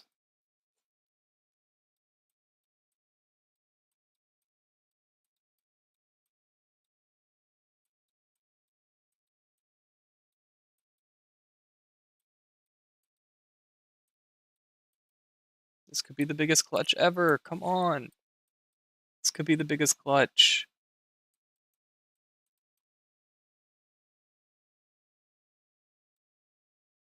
It really could be the biggest clutch. Just let it go.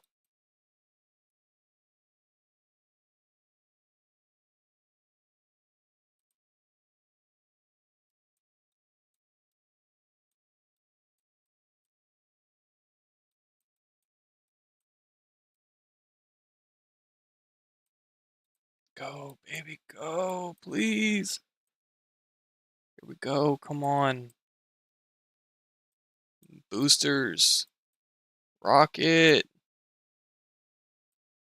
Go. Whoosh. It's going.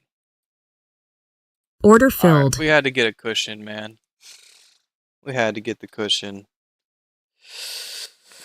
Man. We had to. It was only right to take that profit.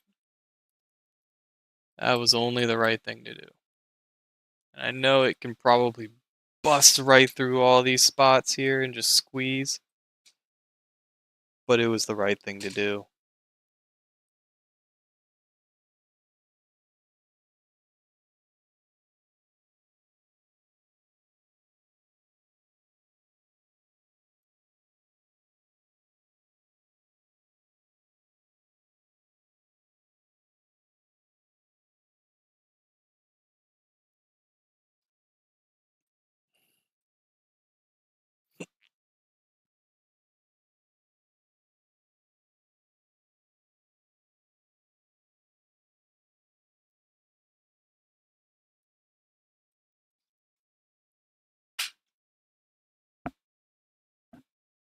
Can it go the other 25 points here?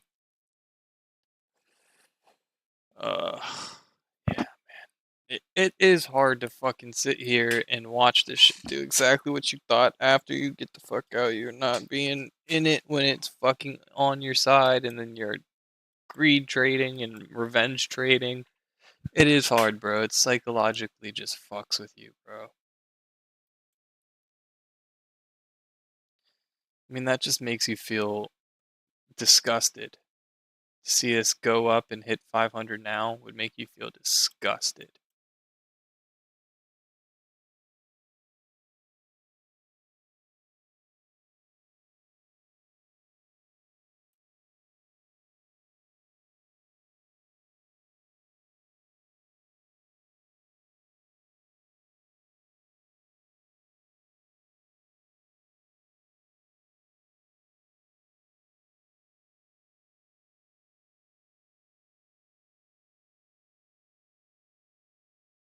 Order filled. Mm. It's like I have this magic click that whenever I click it, it goes the other way. Oh man. I just fuck me, man.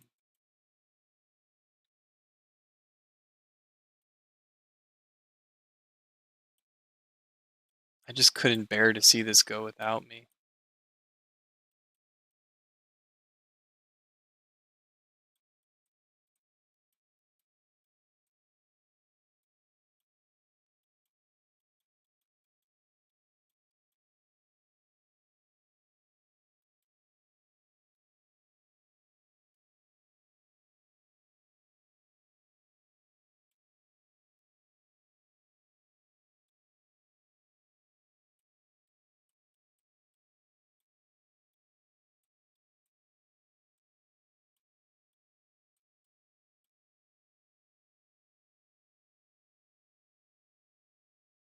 Order filled. I'm okay with that.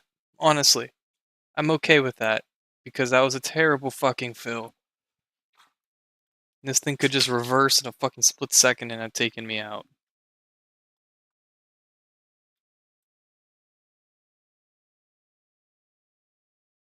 See?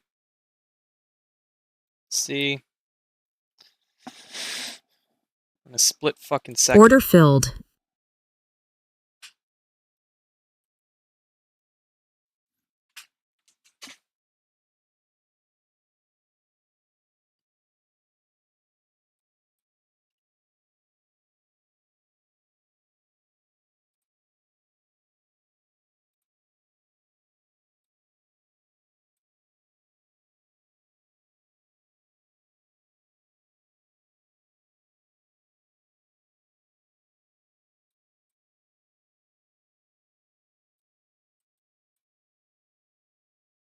It's now or never. Come on.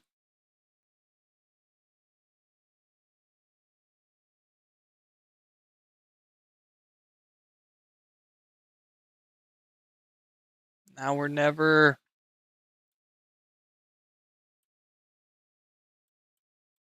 We're flying? Do we have liftoff?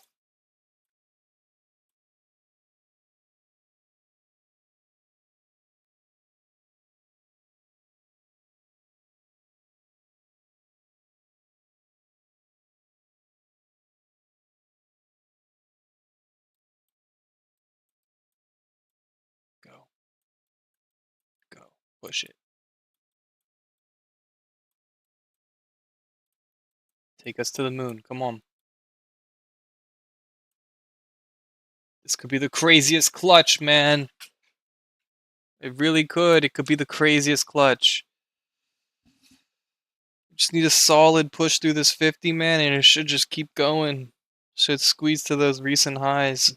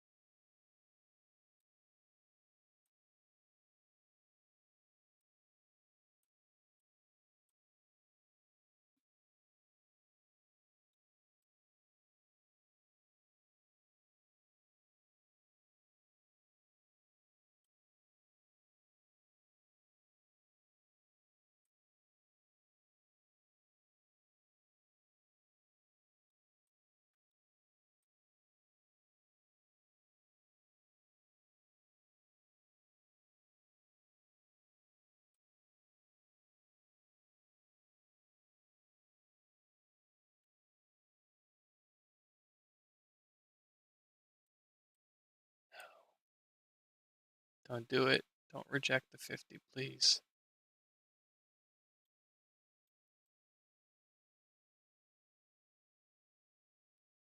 Hold it.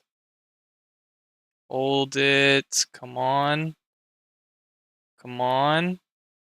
Hold it. Hold it. Hold it. Push. Push. Push. Straight through the 50s.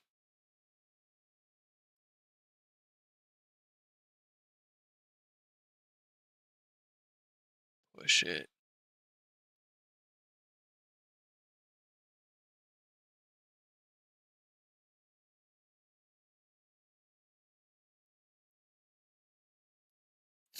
The bulls can't be knocked off here. They need to keep going.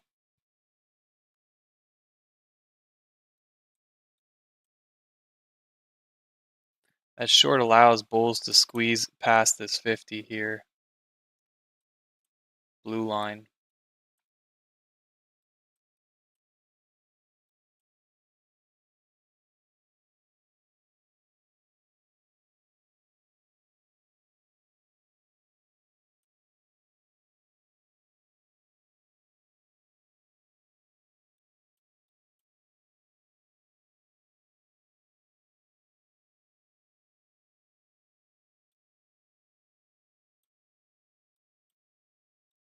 Go, baby, go.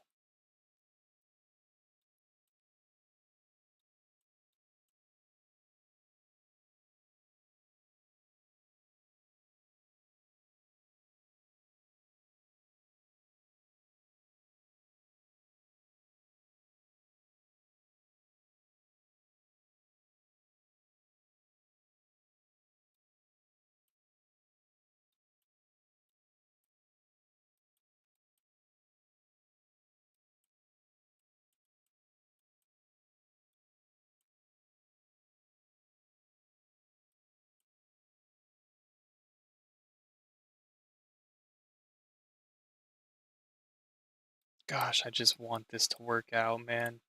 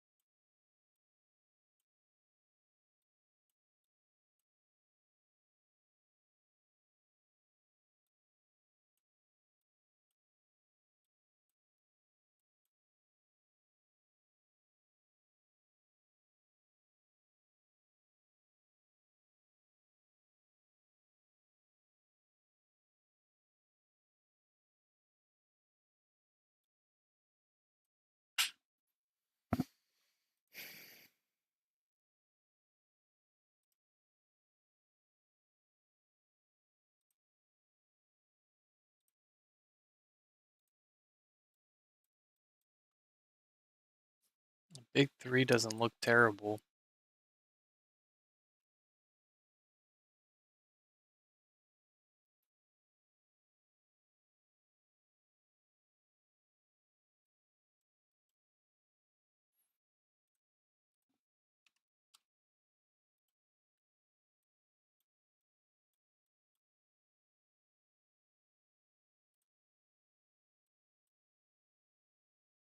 I feel like the moment I get out, it goes.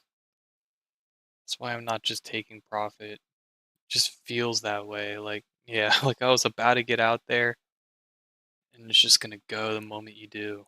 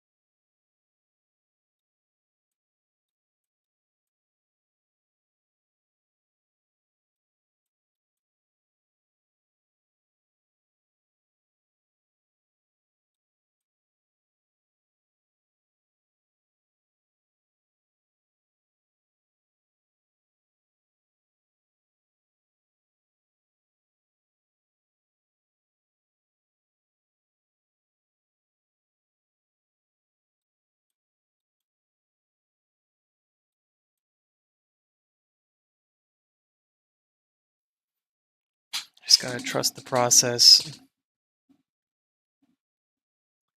Trust the process, man. All those times that I was longing it, losing money, if I didn't trust it, then why was I longing it in the first place, right?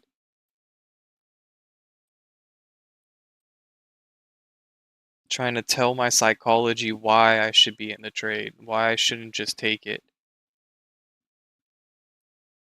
Because it can do that, man. Because it can do this, bro. The moment you want to take it, it's going to do that.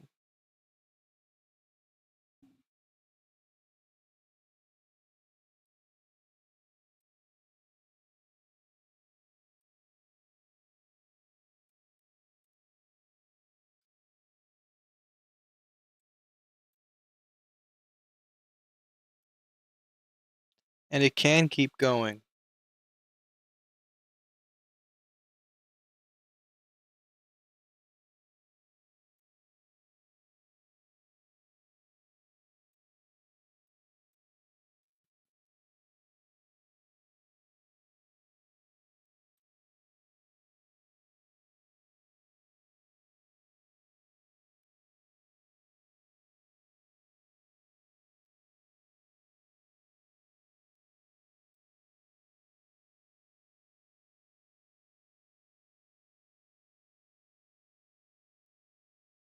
Just gotta trust the process, man.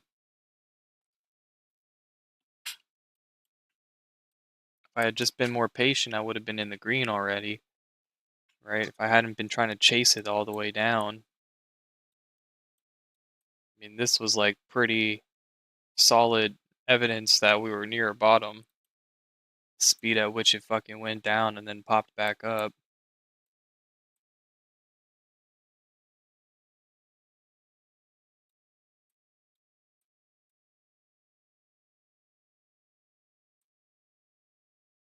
At 519,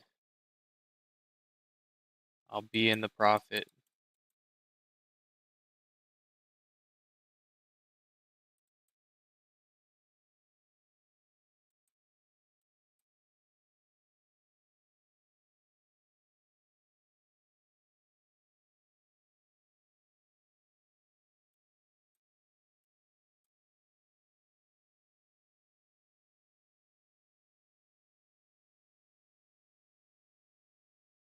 Order filled. Alright, I'm taking it there because we're at that 500 psychological level. Bro, from 1800 down to only 170.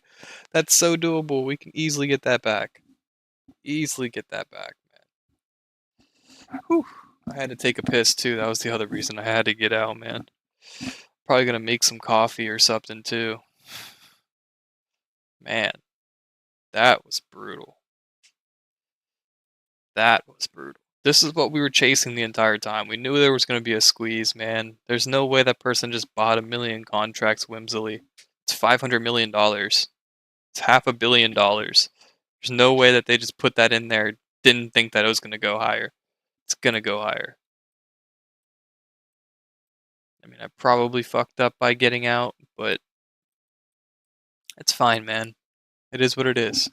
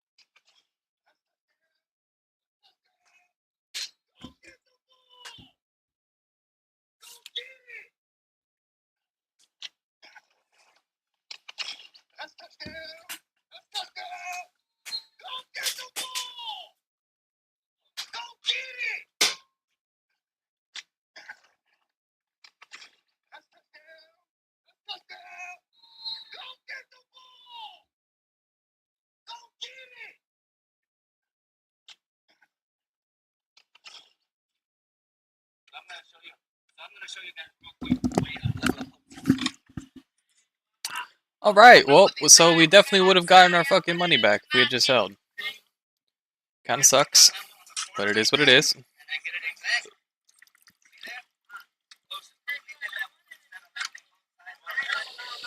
Made our coffee, took a piss.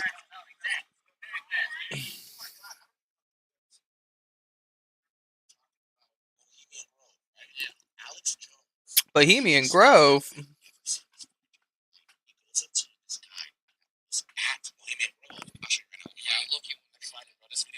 Insane. One last question. I read a Washington Times article many years ago where you had a comment about the organization, and then now it's been in the Wall Street Journal, it's been in a lot of different newspapers, and that's the Bohemian Grove. And back in, what was it, 1996, when you joined as a Clinton advisor, Republicans were criticizing you. Oh, what about Bohemian Grove? And then you countered them by saying, "Hey, I don't run around in the woods naked." What did that mean? I don't know what quote you're referring to. I'm not aware of that quote like that.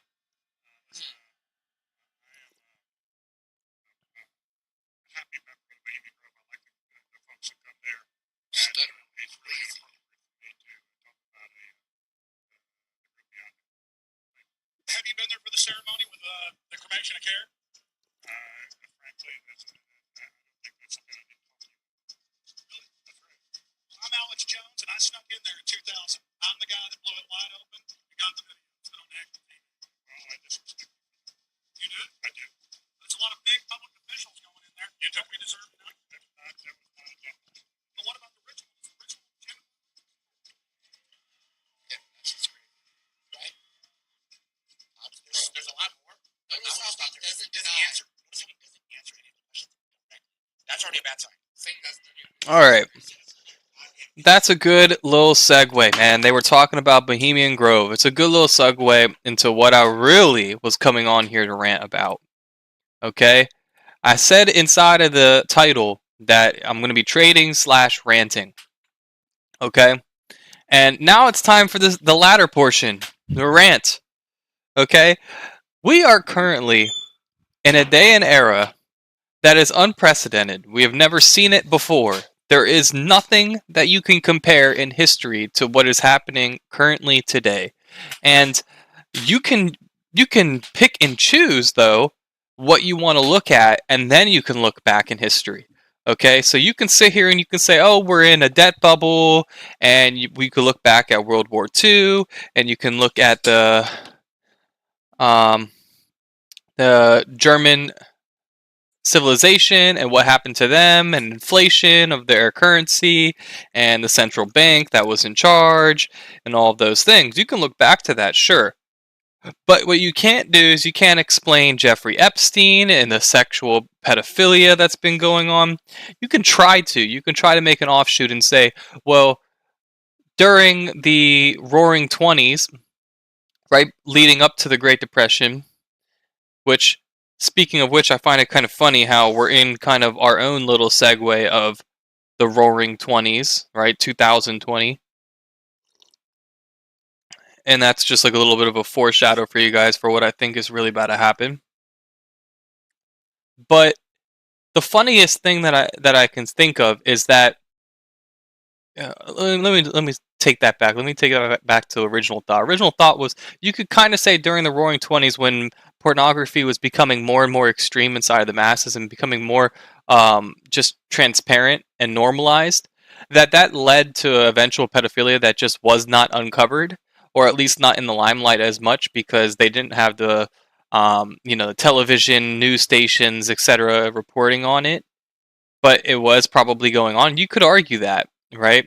And there is like documentation from Jewish media outlets and Jewish occultist groups where they depict in drawn pictures ritualistic taking of blood from like children. Okay, and it's like the idea of like adrenochrome and stuff. But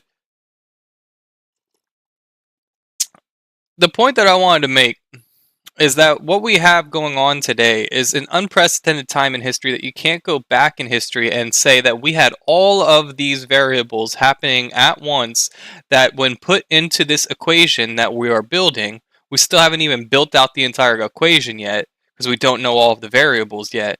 However, we know what the final product is going to be. Like, we already know what the conclusion is, right? We know that America is going to fall and is no longer going to be the number one superpower in the world. It doesn't mean that America won't be around. Germany's still around, and back then, their country wasn't number one, but it was very powerful, right? But it's still around. It just took a reshaping, a revamping. The UK, for example, used to be the number one. England used to be, London used to be the number one richest place in the world. Economically, they were driving everything that was going around back then, and in like the 1800s, okay? And then you had Napoleon come through, and there was this turning effect where they were no longer the superpower, but they're still around. And that's what I am anticipating is going to happen for America. Something very likely where is going to happen where American ideology is completely flipped on its side.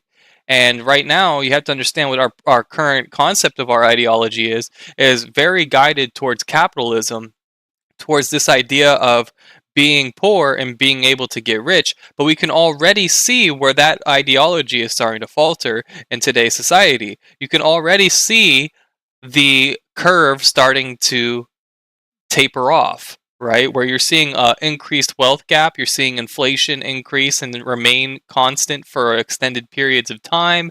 You're seeing concentration of wealth within a very few amount of corporations. There's something like, I think right now, like, I think it's like 11%, if not. I don't want to talk on my ass. I know there's 27% of the S&P 500 is inside of Nvidia and Microsoft. That's it. When you look at it by market cap, if you look at the market cap, I'm not saying like the QQQ. The QQQ has its own distribution that is set by Invesco, right? Which is owned by Safe Street, which is owned by BlackRock, right? They're all owned by BlackRock, eventually leading back to the CEO of BlackRock, Larry Fink. Okay, so it all goes back, but the point being is that you can already see that we're starting to taper off in our ideology. It's no longer becoming this free economic world, and every time that there is this impending technology shift or something that's going to kind of disrupt that power struggle that's going on, where it starts to distribute some of the power back towards the broader public, towards the poor people, making the poor people have a larger say in what's going on culturally, ideologically, economically, all of these things, right? For example, cryptocurrency, every time it gets stomped on and it gets delayed and it gets basically submerged. Like the best in metaphor is like somebody pushing somebody underneath the water, and the other person is trying to get a grasp of air, and they every once in a while they get a grasp of air. Well, when cryptocurrency first came out, you had a bunch of regulation that came out in multiple different countries, including America, that was counter the cryptocurrency. They didn't want cryptocurrency in their country. They thought it was a threat to their democracy, etc., right, and their financial systems. And so they didn't regulate it at all. And then that's the submerging. That's where, if it was a free marketplace, this is where cryptocurrency really could have had a huge impact.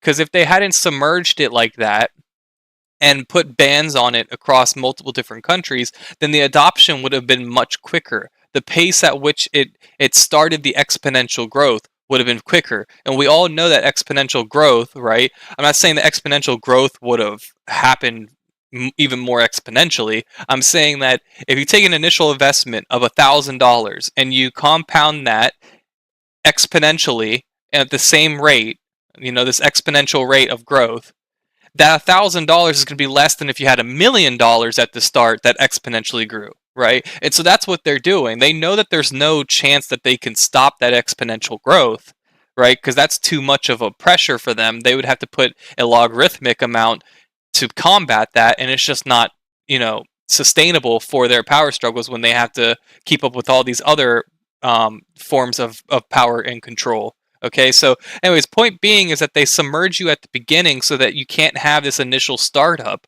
that ends up amassing to being huge. And the the consequences of that within the cryptocurrency world, for example, are that the mega rich, we'll look at Satoshi Nakamoto, okay, is only, I think, 300 or 400 billion rich, okay?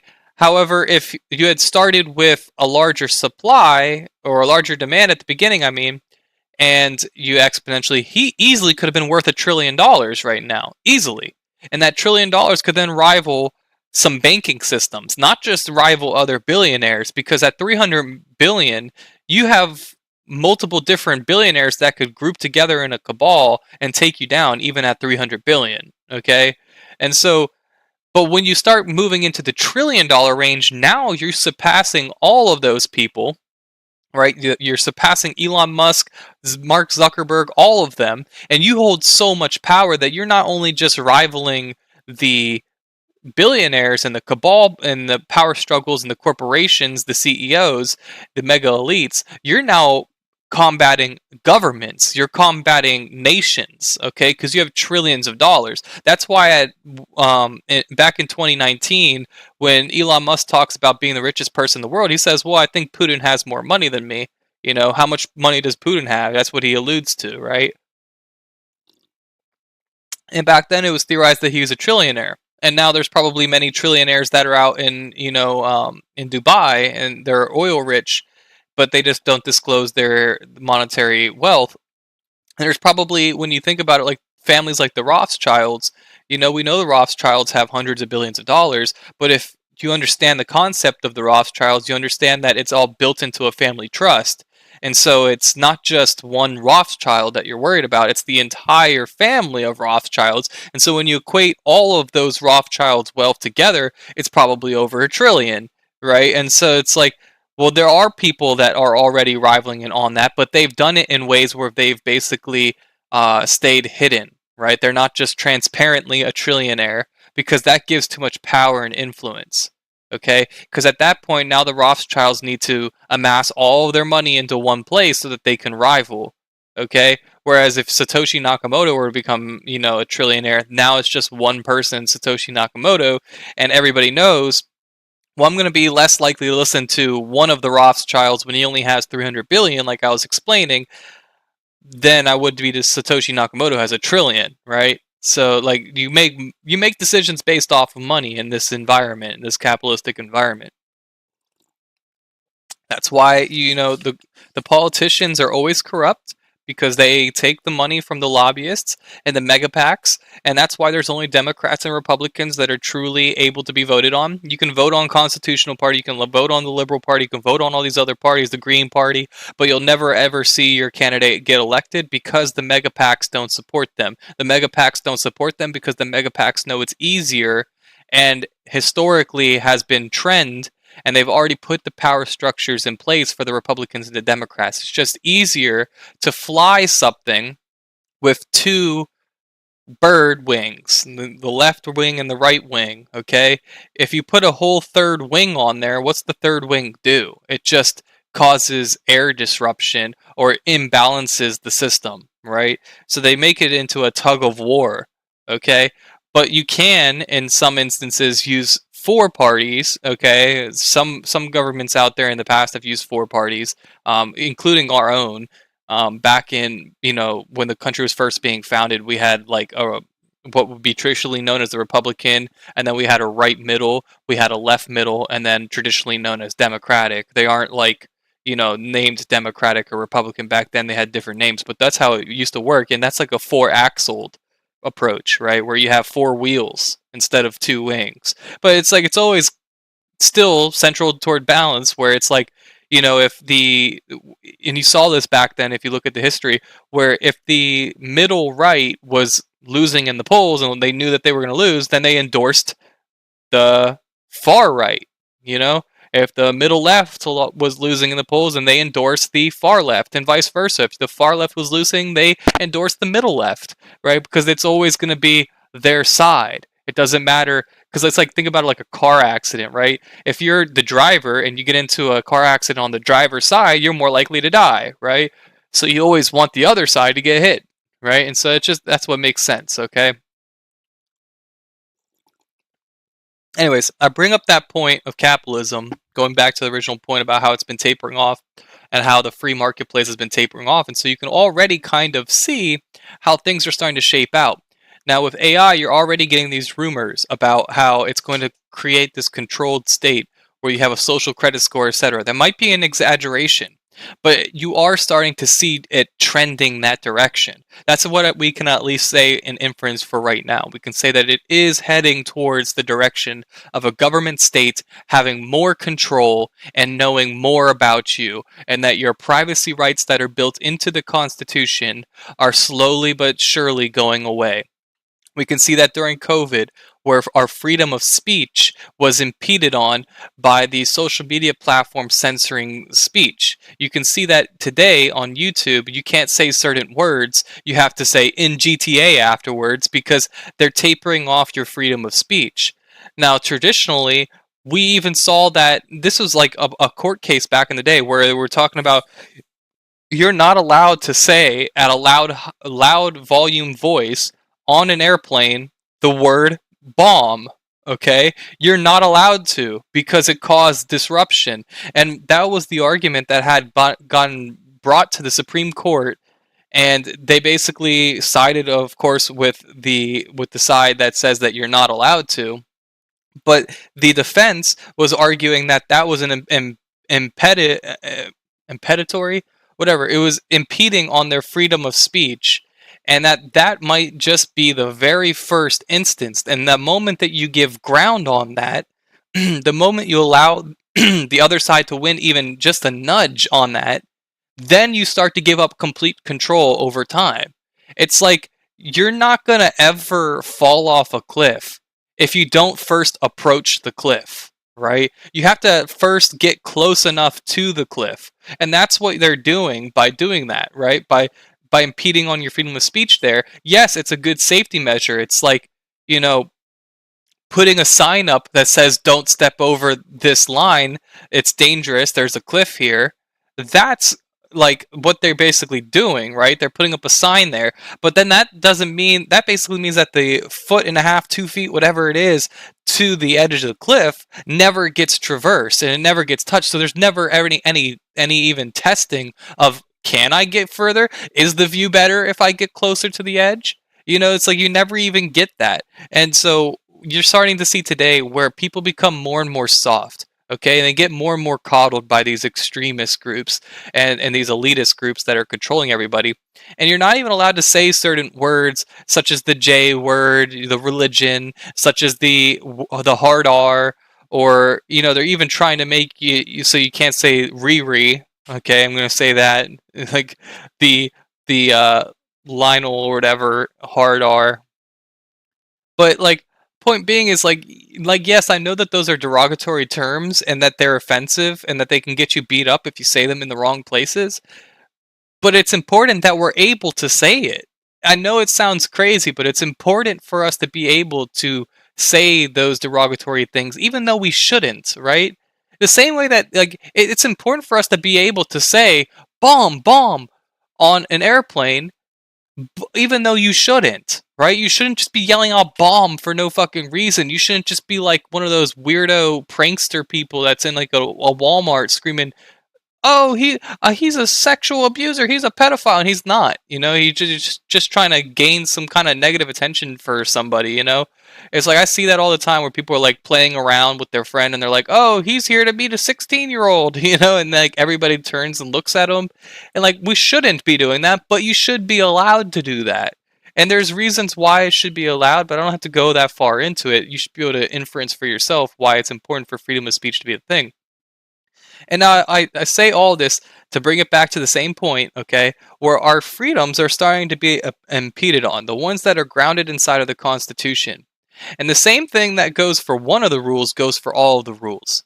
Okay, so when they stop following one of the rules, for example, the freedom of speech, and they find these little loopholes within it, like you can't say bomb on a plane, then eventually they find loopholes in all the other constitutional rights as well, right? Where you have your freedom of privacy and stuff, and you know you have And they're like, well, there's a certain level of privacy that we need to be aware of, and they need to know everything and they need to track everything nowadays. Okay, and that's just their way of controlling the masses.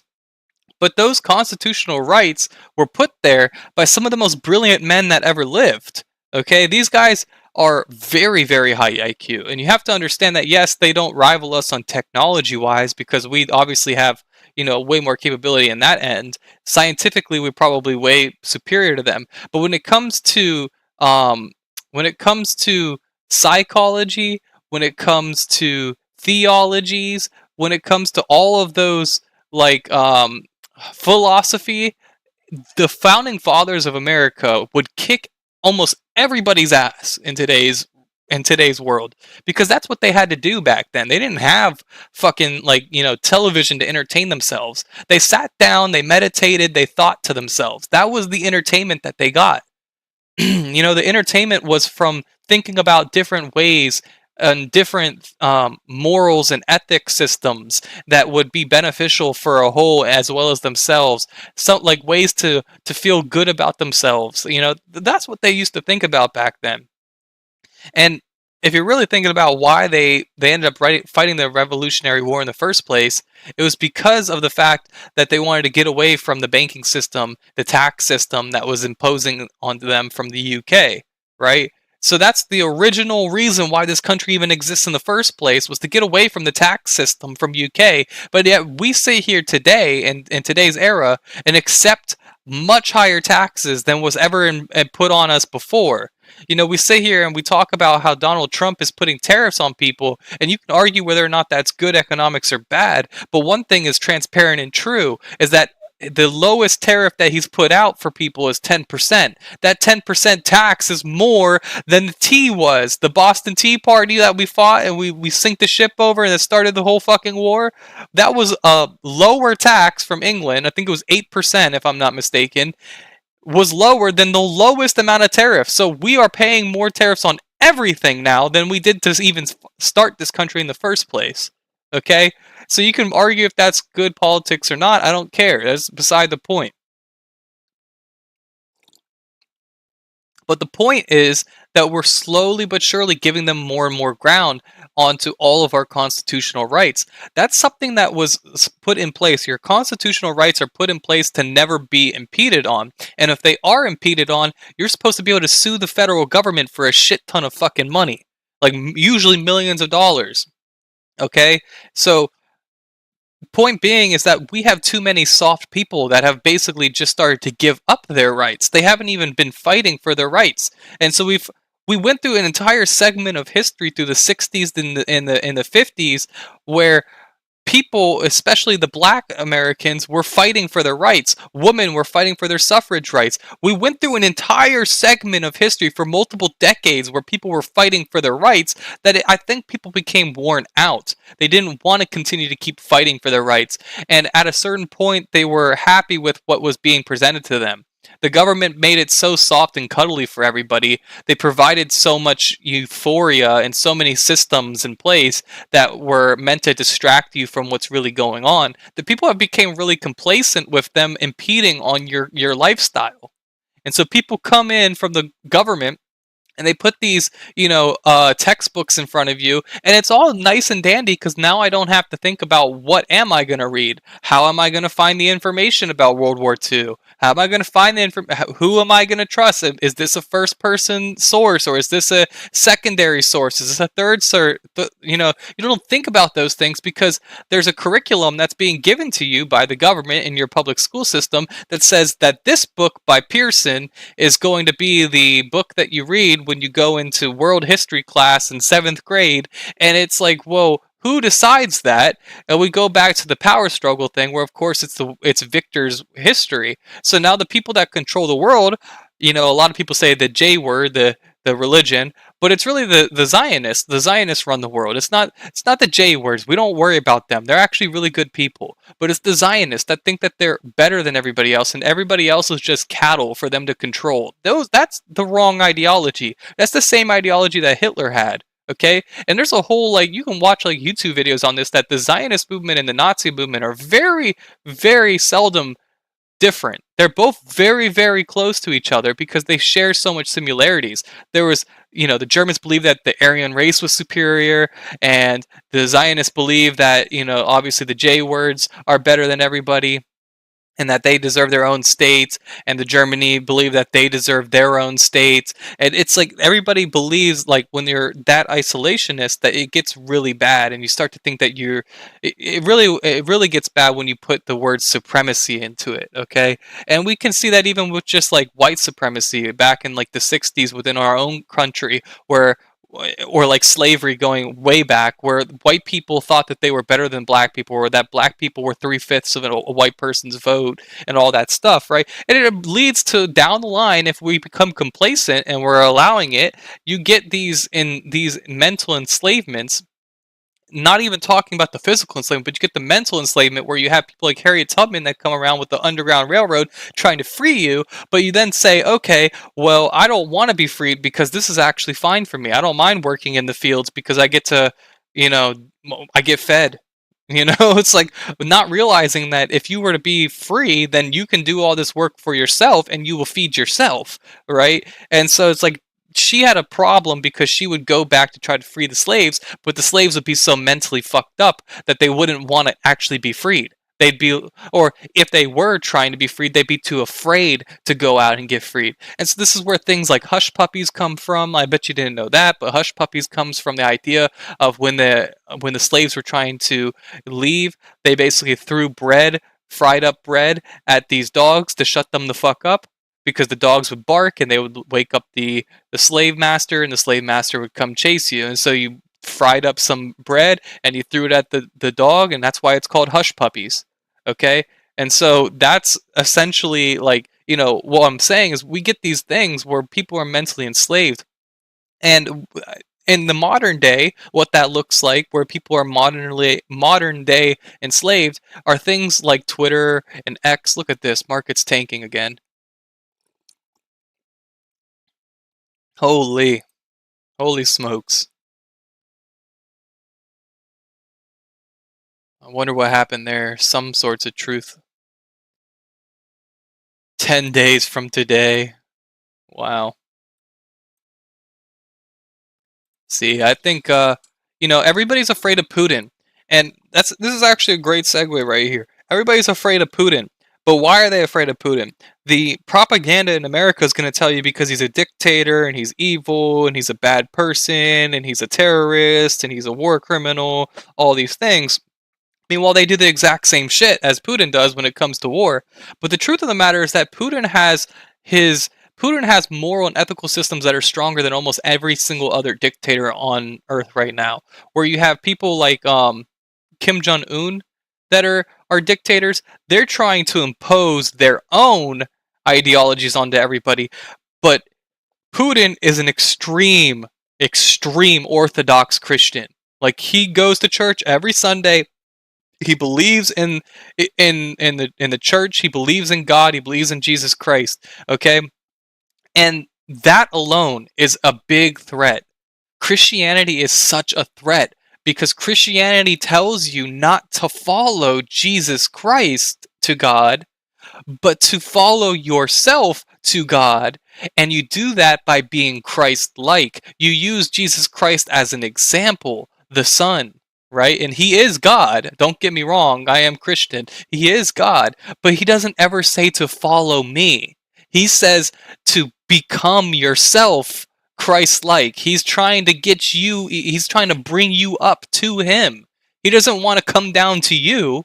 He doesn't want to have to come down to you and help you and boost you up and pull you up, because that just taints him. He's God, right? But he's trying to show you, he's trying to literally come down and tell you, I am God, but I'm not going to ever tell you I'm God, because you have to have the faith in yourself that you could become God-like, or else you never will even attempt to become God, right? If he told you I am God, okay, then you're going to sit there and say, I can never be as good as you because I'm not God.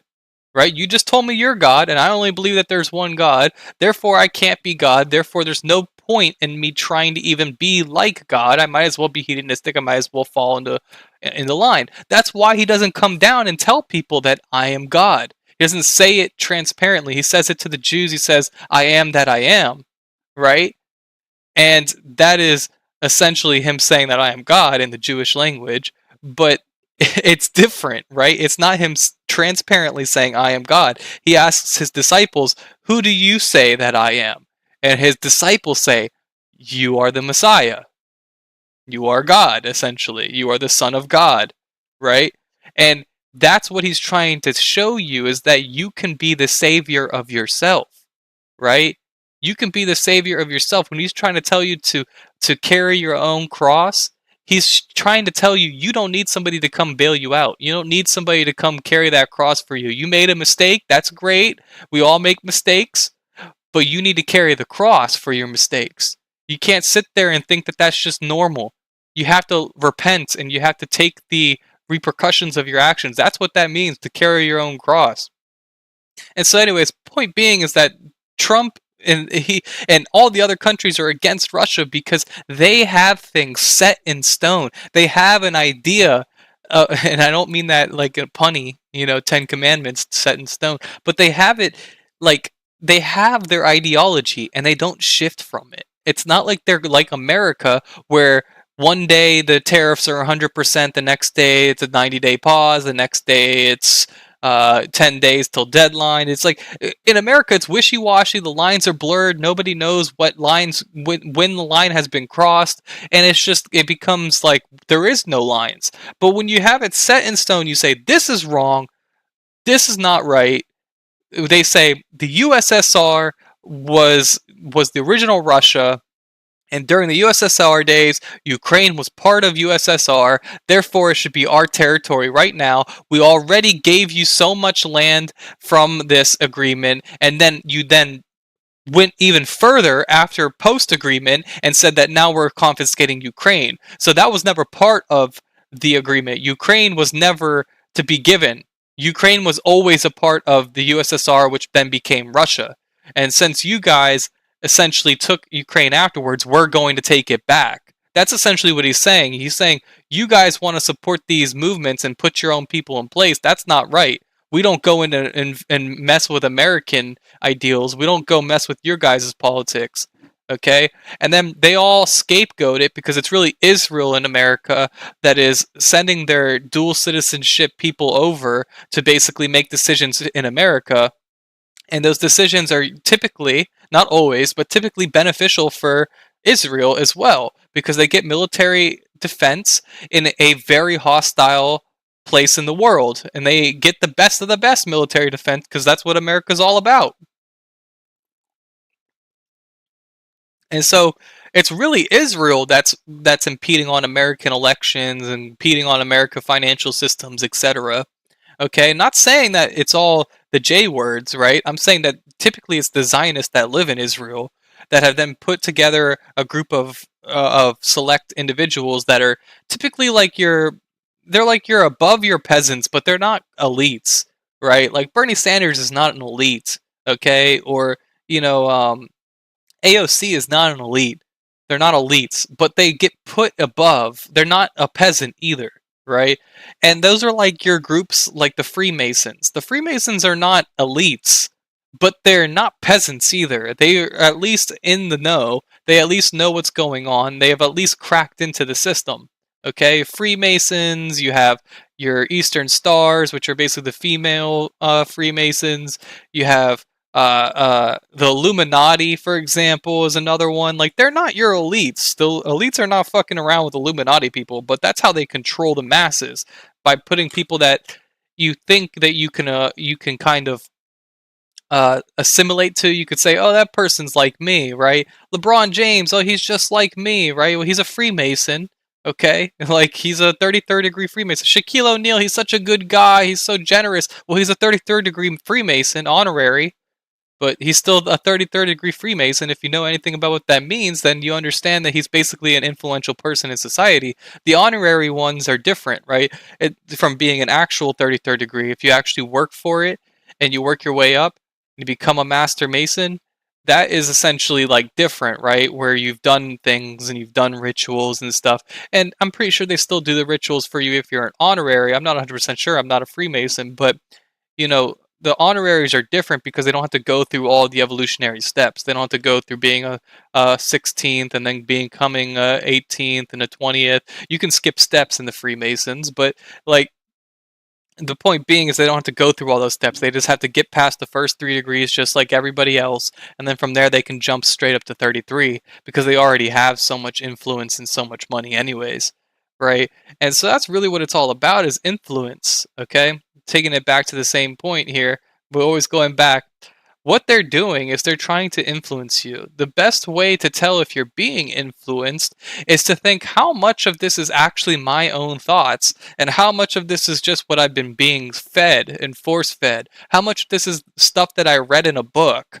How much of this is stuff that I watched on a YouTube video? How much of this is stuff that I listened to from a politician? How much of this is my friend's opinion? How much of this is other people's ideas, right? And then you can say your contrary thought should be, okay, well, I'm getting this information from my friend. My friend is telling me that Donald Trump is a pedophile, okay, and my news station is telling me that he's involved with Epstein, okay. Well, what are your thoughts on it? I know that you don't necessarily know Trump, but what are your thoughts on it? You don't have to be in the know with Donald Trump. You have to be his buddy to have an opinion on it. You can look at his mannerisms. You can look at his previous and past um, moves in society, where maybe he was shady with the mob when he was getting tax abatements in New York. Maybe he was being he definitely did have Epstein at a couple of his parties, and he definitely was looking a little bit too buddy in some of these videos that you've seen online of him. And you can look and you can say, well, he buried his ex-wife on his golf course to get tax rights, so that it's technically a cemetery, so he doesn't have to pay taxes on his golf course. You can look at these character moves and you can say, what kind of ethical, moral person would do those type of things? What level of ethicality do you put him at? Do you think he is somebody that operates under a high moral code, where he says, I wouldn't do this for $1 trillion. You could give me $1 trillion and I still wouldn't do this. Those are people that have high ethical morals, right? You could say to me, I'll give you $1 trillion to be Muslim tomorrow, and I would never do it. You could give me anything. You could tell me I could have any girl in the world. I never would do it. You know what I mean? It's something I would never do, and it's nothing against people that are Islam or Muslim or whatever. They can do that's their opinion for them to decide. But I am Christian. I am solely on the Jesus train. You know what I mean? It's like I would never change from that. You can't do anything to me. You could, like, I would be one of those people that was on the 27 or something like that. The people that got basically executed by the terrorist group in the Middle East. I would get executed with them. I would not convert. I would not give up my religion. I would say, whatever. I have lived a good enough life to the point where I'm happy, right? I'd be like, I'm happy to go meet my Savior, Jesus Christ, you know? And so at the end of the day, that's what's really scares the elites. People like that. And that's what I'm saying about Putin. He kind of has, he not 100% with Putin. He'll make shifts and changes if it benefits him, of course, right? But he does have a really strong ethic code because of Christianity alone. The Orthodox Christianity inside of him impedes him from doing certain acts of violence and maleficence, right? Like, he's not trying to be a terrible guy. He wants people to like him. He genuinely does, right? Like, he wants people to like him. He wants to be a likable character, and most people do. Most people don't want to be the asshole. But point being is that we're all going back to the influence, right? The influence is really what's been playing such a huge part. And so when we say here, we for example, we're going to take us back to the markets now. Okay, we've been being told the markets only go up. You buy the dips.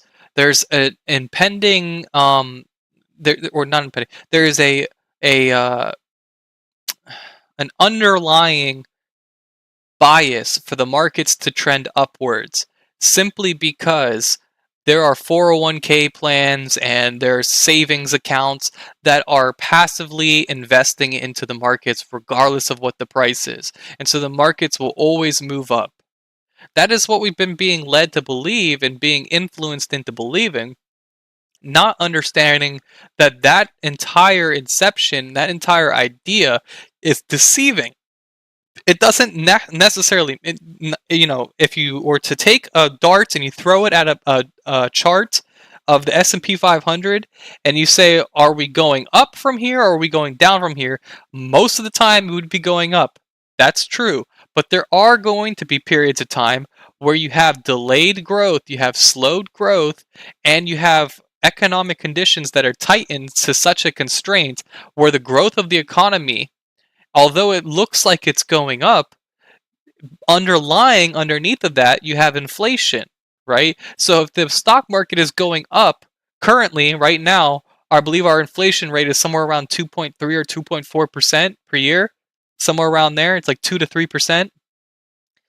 So if the inflation rate is going higher than that, if our inflation for this year was 4% and the economy only went up 2.3 or 3%, then we'd be in a negative market. We'd be in a negative equity proposition where we're actually not making any money by being in the markets.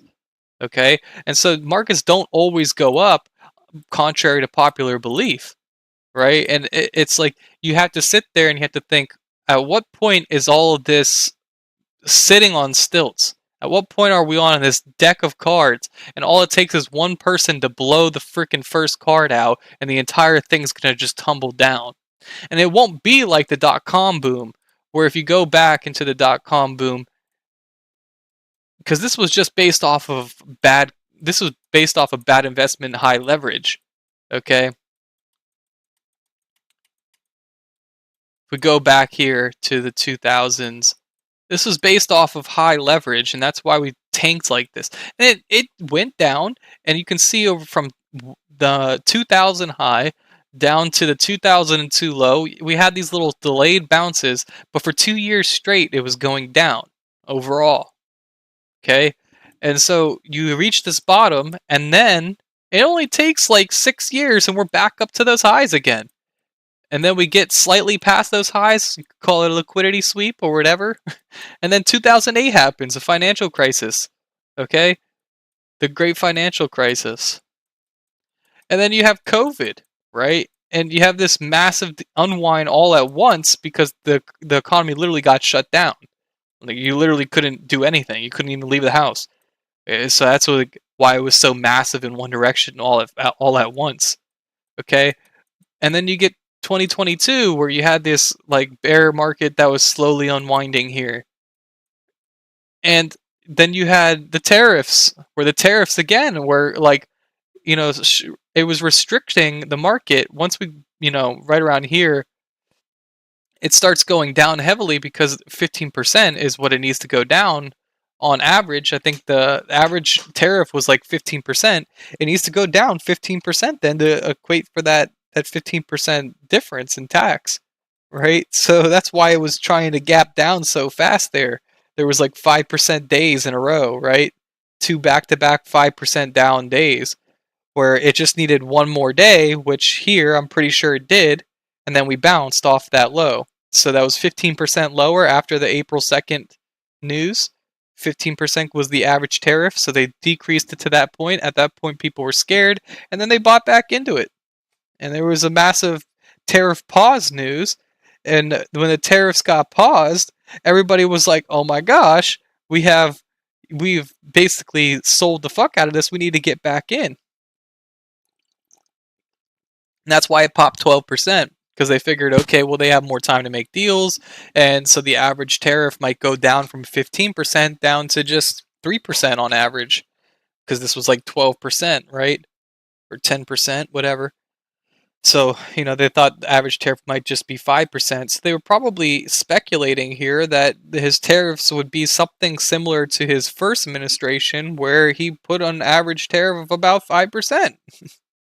And this was like across the entire economy. Back then, he was doing just on individual goods.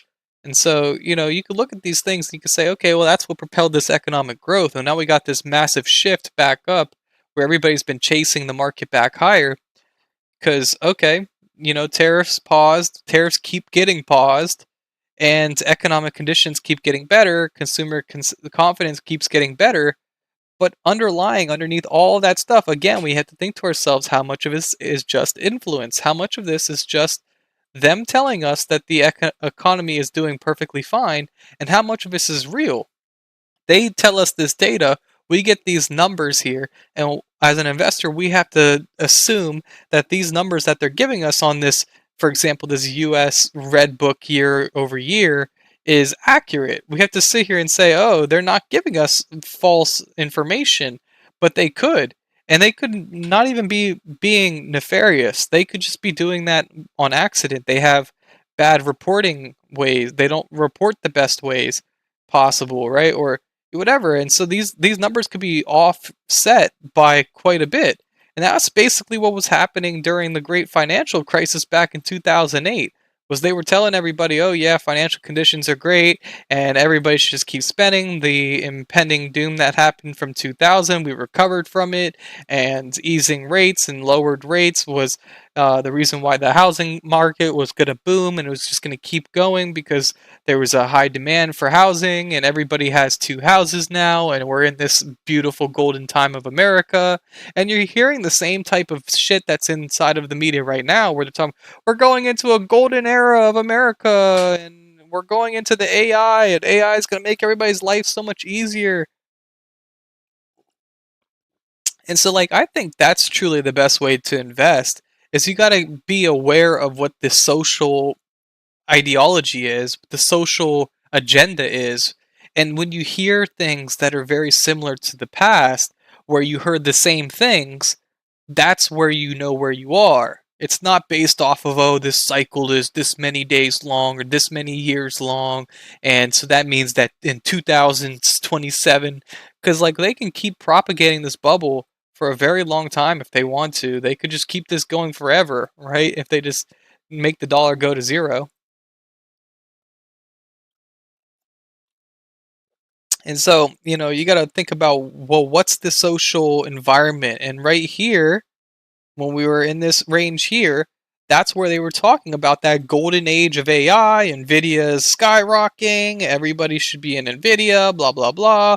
All these companies are making investments into AI, into data centers, and then we start to unwind. Right? And it's just like in 2008, we start to unwind. And then when they come back, they're like, oh, yeah, we're going to make, and this is just them loosening conditions. Again, just like in 2000, I'll go back to, just like in 2000, this is what they did. They eased the economic conditions. They released it, and this is why people say in the economic journalists, they always say the Fed is always behind, and they're always kind of doing the wrong decisions, because when they ease here, that basically just propagates the next one down, and it's even worse. Right, and everybody's panicked here because they're like, "Oh, we broke that low from 2000. We're gonna go down to zero." They're like freaking out, right? So, anyways, I say all this stuff because you'd expect that we're in some sorts of bubble the way that we've been moving up 20% every year. Like over the past 3 years, we're up almost 60% here. That's ridiculous. You can't sustain that type of growth. You can't sit there and say that that is normal unless if all the other countries in the world are that far behind, you know? And I just don't think that even that's healthy to say that America is that far ahead and that all the other countries are not. I think that that even in itself is kind of disastrous, to think that we are so much further ahead than everybody, because then what that means is that all these other countries will then turn to us.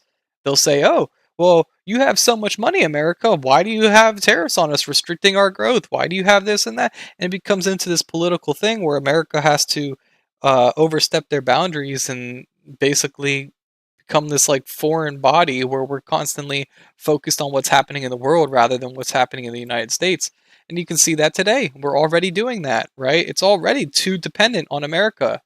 because we're sitting here and Ukraine's at war, and so we're giving hundreds of billions of dollars to Ukraine, and then Maui gets set on fire, and we don't give any money there. We give like tens to hundreds of millions of dollars there, but Ukraine is at war, and so we give them hundreds of billions. It's just a different scale of money. It doesn't make sense. We spend so much money on foreign regime shit that we don't concentrate at all on our own country and our own development. And then eventually down the line, when you get that, you're talking about now you need to go look at empire rises and falls, because now you can go look at like Rome, for example. Rome's a great example. Rome had the same thing. Rome had such a huge surplus at one point that they started branching out, and they had great military leaders as well that basically pushed their boundaries out and out and out, and at one point they controlled majority of Europe. And it got to the point where there were certain sectors of Europe, and at that time known as Rome, that were very poor and impoverished, and they revolted, and they would have riots, and they'd basically say, hey, we need this and we need that, and they would basically start funding there. And then now all the other places that you overthrown and overtook, they start saying, well, if that person got some handouts, then where's our handouts? It's like there's no balance at that point. And then they all end up fighting Rome, the original Rome, and Rome falls. And it just like creates this big, bubble for Rome that eventually Rome ends up falling.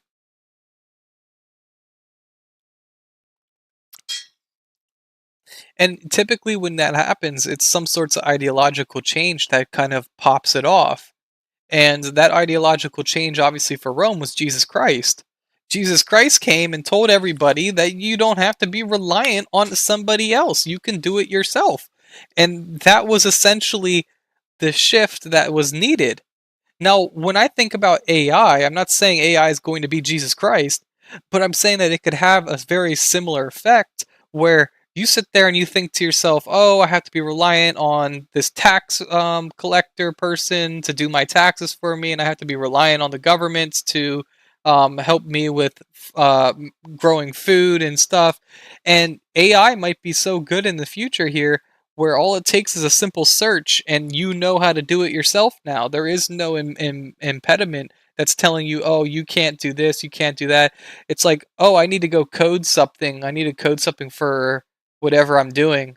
I don't know how to code. I need to hire a programmer, and that program has to go through college so that he has his credentials. Well, in the future, you might just be able to ask the AI to code it for you, and it codes it up for you. And so it's like that alone is going to disrupt the marketplace, but it's going to change the ideology of humans as well. We're no longer going to become dependent on others. We're not going to be this group thought anymore, right? This group thought is going to be disrupted. And that's why these elites are so heavily investing into this AI, because they want to control what that AI is outputting.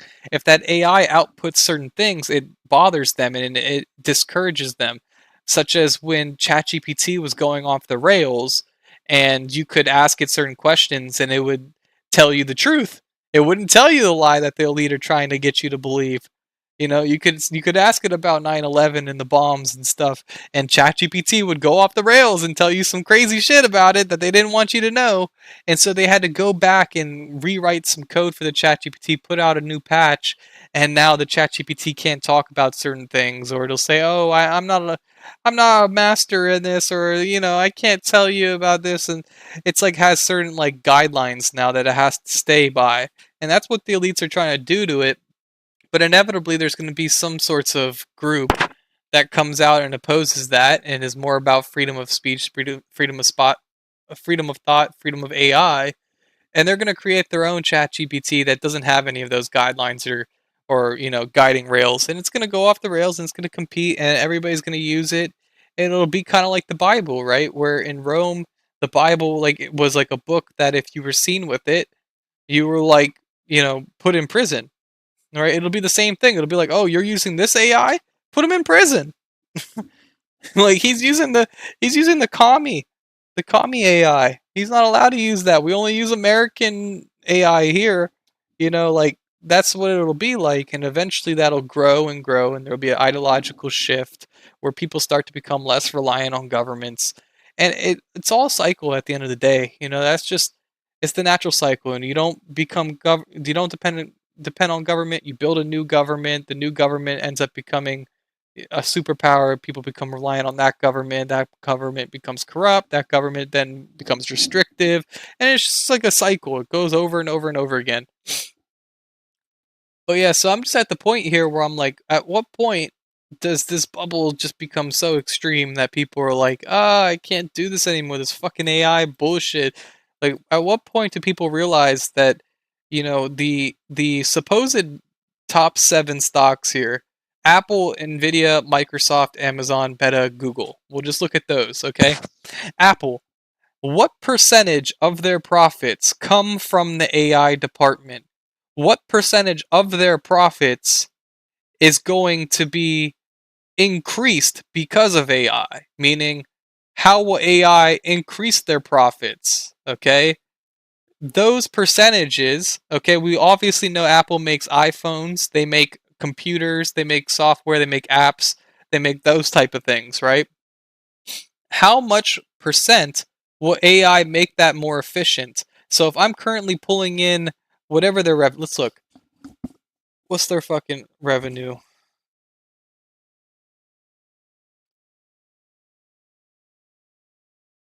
Income statement.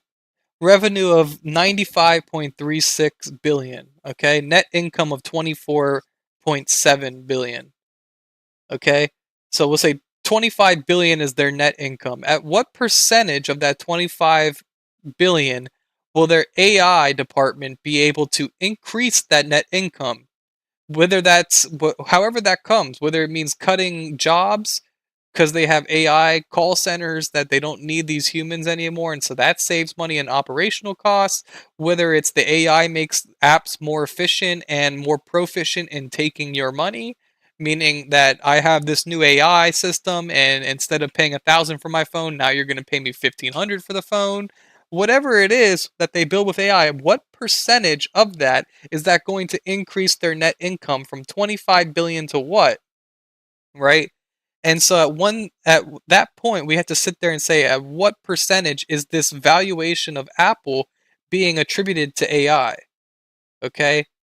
So Apple's revenue comes from iPhones and Macs and all that stuff. At what percentage does their AI actually make them money is what I'm trying to say.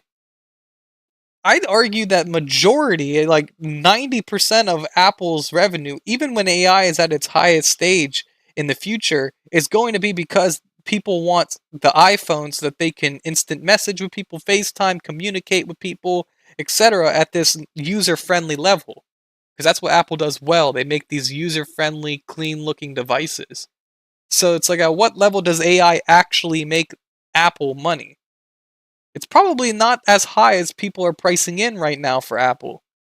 Nvidia, how much is their company reliant on AI? Nvidia, out of all of them, is by far the most reliant on AI because they're making the chips for it. So their profits are a direct result of AI. So if AI gets better, it means that their software and their hardware is getting better as well, which means this stock revenue, let's see what their revenue net income is. Their net income is 18 billion. That 18 billion, if AI becomes 2 times as good, should probably come somewhere close to 36 billion their net income. So Nvidia is directly reliant on the AI. Microsoft, what about them? Microsoft, they make software, they make computers, and they have their own data centers, they have SaaS, they have SQL, they have a bunch of data analyst type of stuff. So Microsoft is, I'd say, fairly dependent on AI. AI will definitely make data collection and data storing and data uh, what's the word I'm like, data organization, visualization. It makes all that stuff a lot easier. It'll make software probably more easy to develop. So AI could probably boost Microsoft's net income. Let's see, in their net income's 25. Let's say it's 50%, right?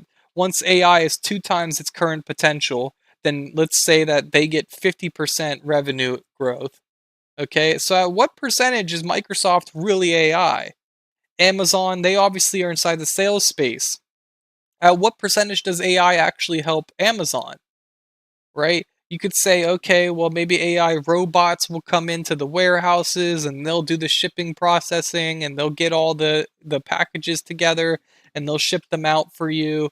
And so you won't need the human operational cost. They'll be able to run 24/7 because they have um, robots that are doing it instead of humans. You could say that they're going to be more efficient at showing you what you want to see and what you want to buy because they have AI data collected on you. And so they're more efficient at creating a homepage that's more tailored for your spending habits. And so let's say, theirs again goes up 50%, their net income. Their net income is 17 billion. Okay, so how much of AI is really going to help? Meta, again, I don't really see how AI is going to help Meta because they're a social media company. I don't see how AI is going to help social media at all.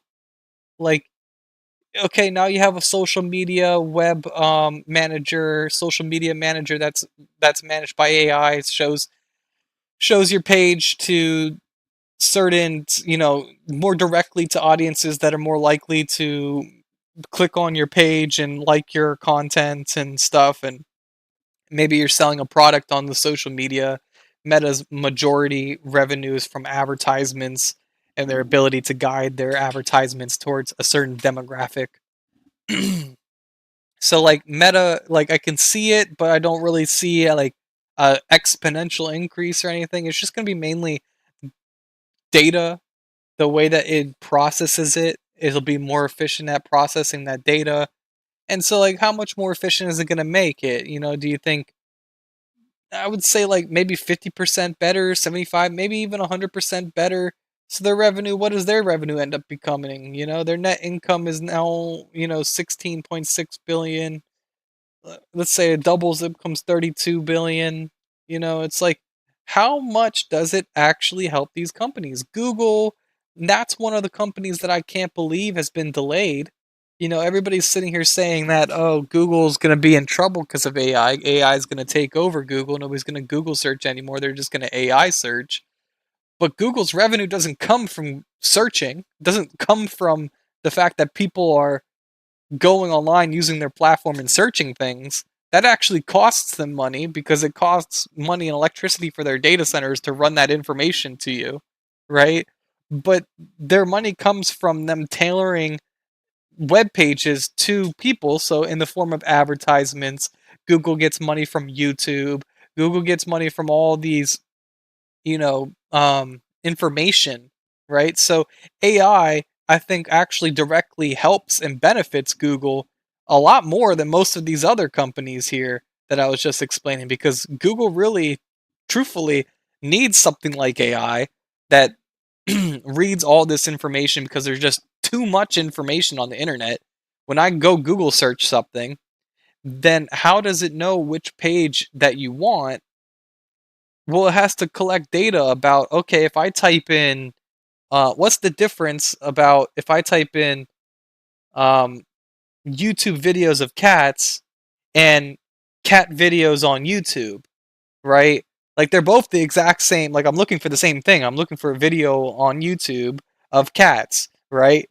But if I phrase it one way, what kind of videos am I more likely to click on than other videos if I phrased it this way, right? Like that's where like the data processing is going to be able to see, okay, well this person words their sentences this way, so maybe they're using improper grammar, so they're stupider, they have a lower IQ, they're more inclined to click and like low IQ cat videos. Whereas this person typed out a full sentence into the Google search with commas and periods and capitalization and grammar was perfect.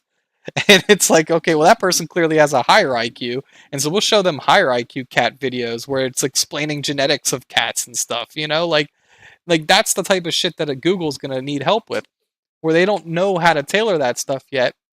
And it's really based off of your prior search history right now.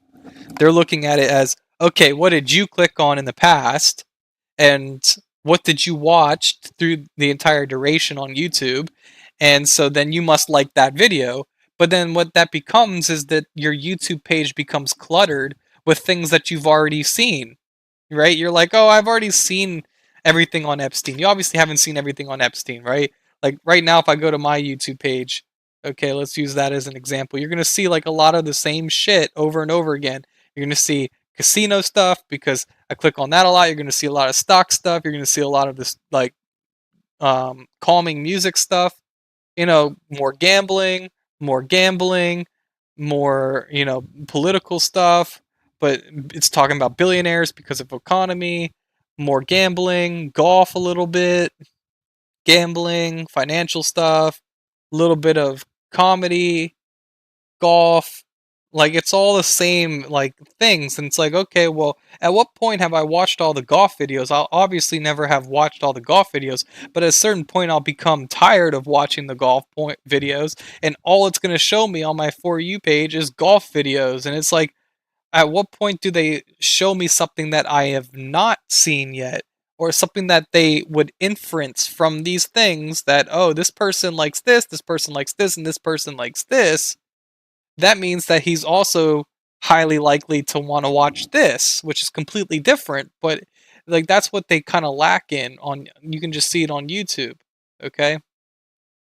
And so that's my point, is like Google's actually going to be pretty reliant on it, and their revenue is 28 billion. Let's say that the AI makes their business model twice as profitable. That's 56 billion. Okay. So what percentage of these companies is actually going to benefit from AI?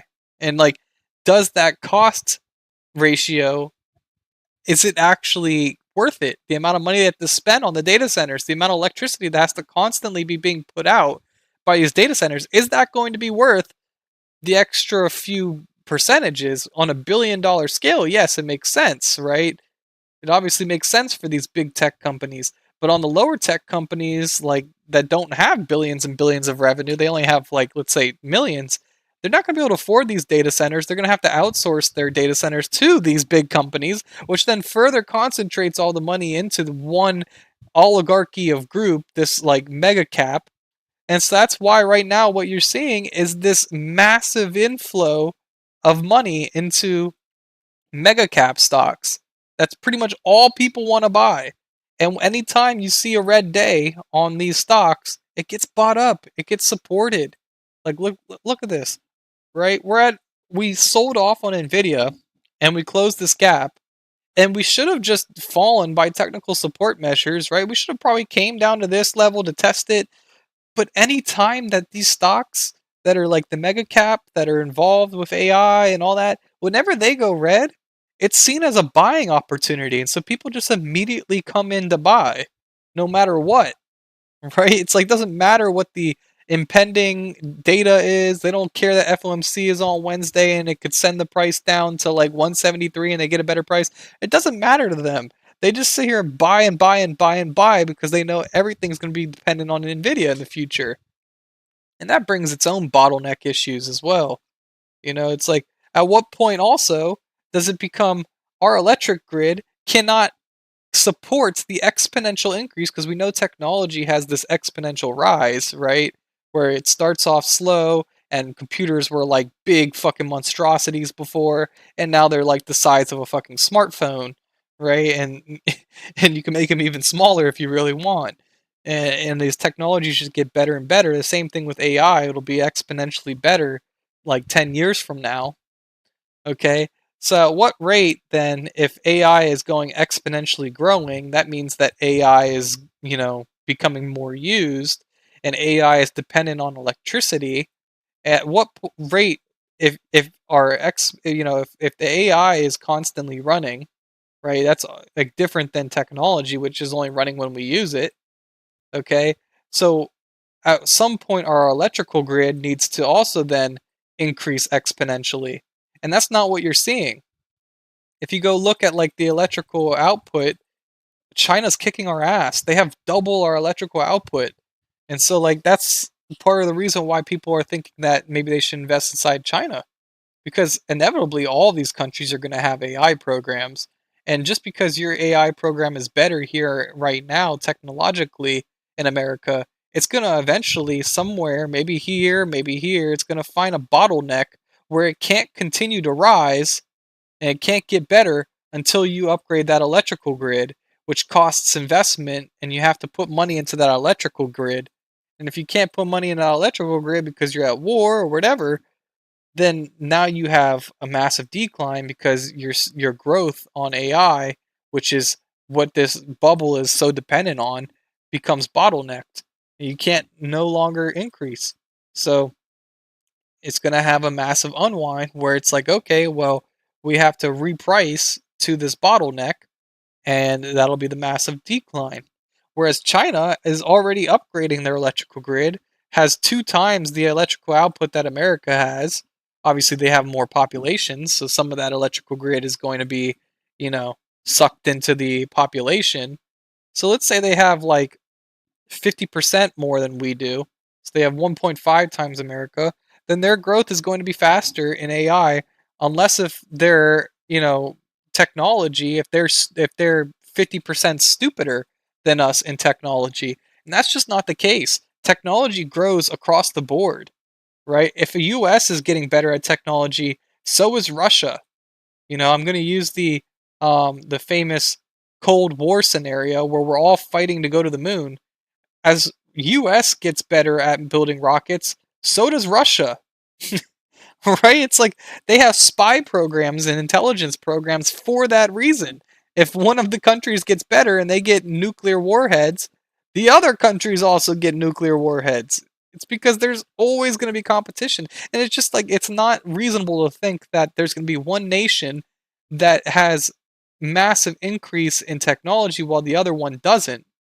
Reason being is because the only way you'd get that, where one country is moving like this and the other country is moving like this, is if the education here is exponentially better. And our education system has remained stagnant for how fucking long, right? The education system in other countries is already starting to adapt to these new, like, industries like technology.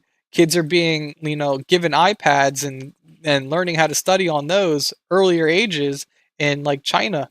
Okay, so I'm not saying that China's going to have smarter kids than us, although the math results show themselves. But you're most likely going to have very similar increases in technology, right? So the bottlenecks will be the electrical output. It'll be the grid.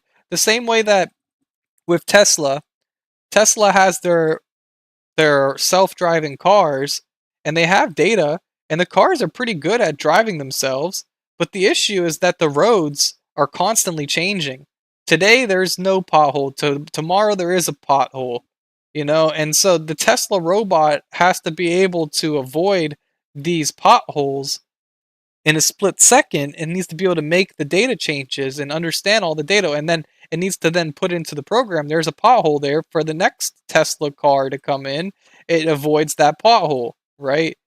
And so it's like it's constantly acquiring data, but the roads and the infrastructure keep it bad, right? So if we really wanted Tesla robots to be in fully autonomous vehicles where we no longer have to drive, you'd have to basically change the entire infrastructure of the roads, which is a lot of money. That's like a multi-billion-dollar investment for sure, you know?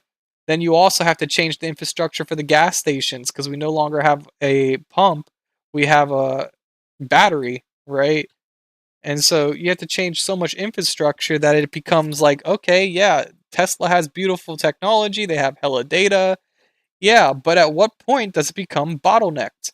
And so that's why Tesla right now is starting to get slumped. Because for how long now? For many years, it's been going straight the fuck up.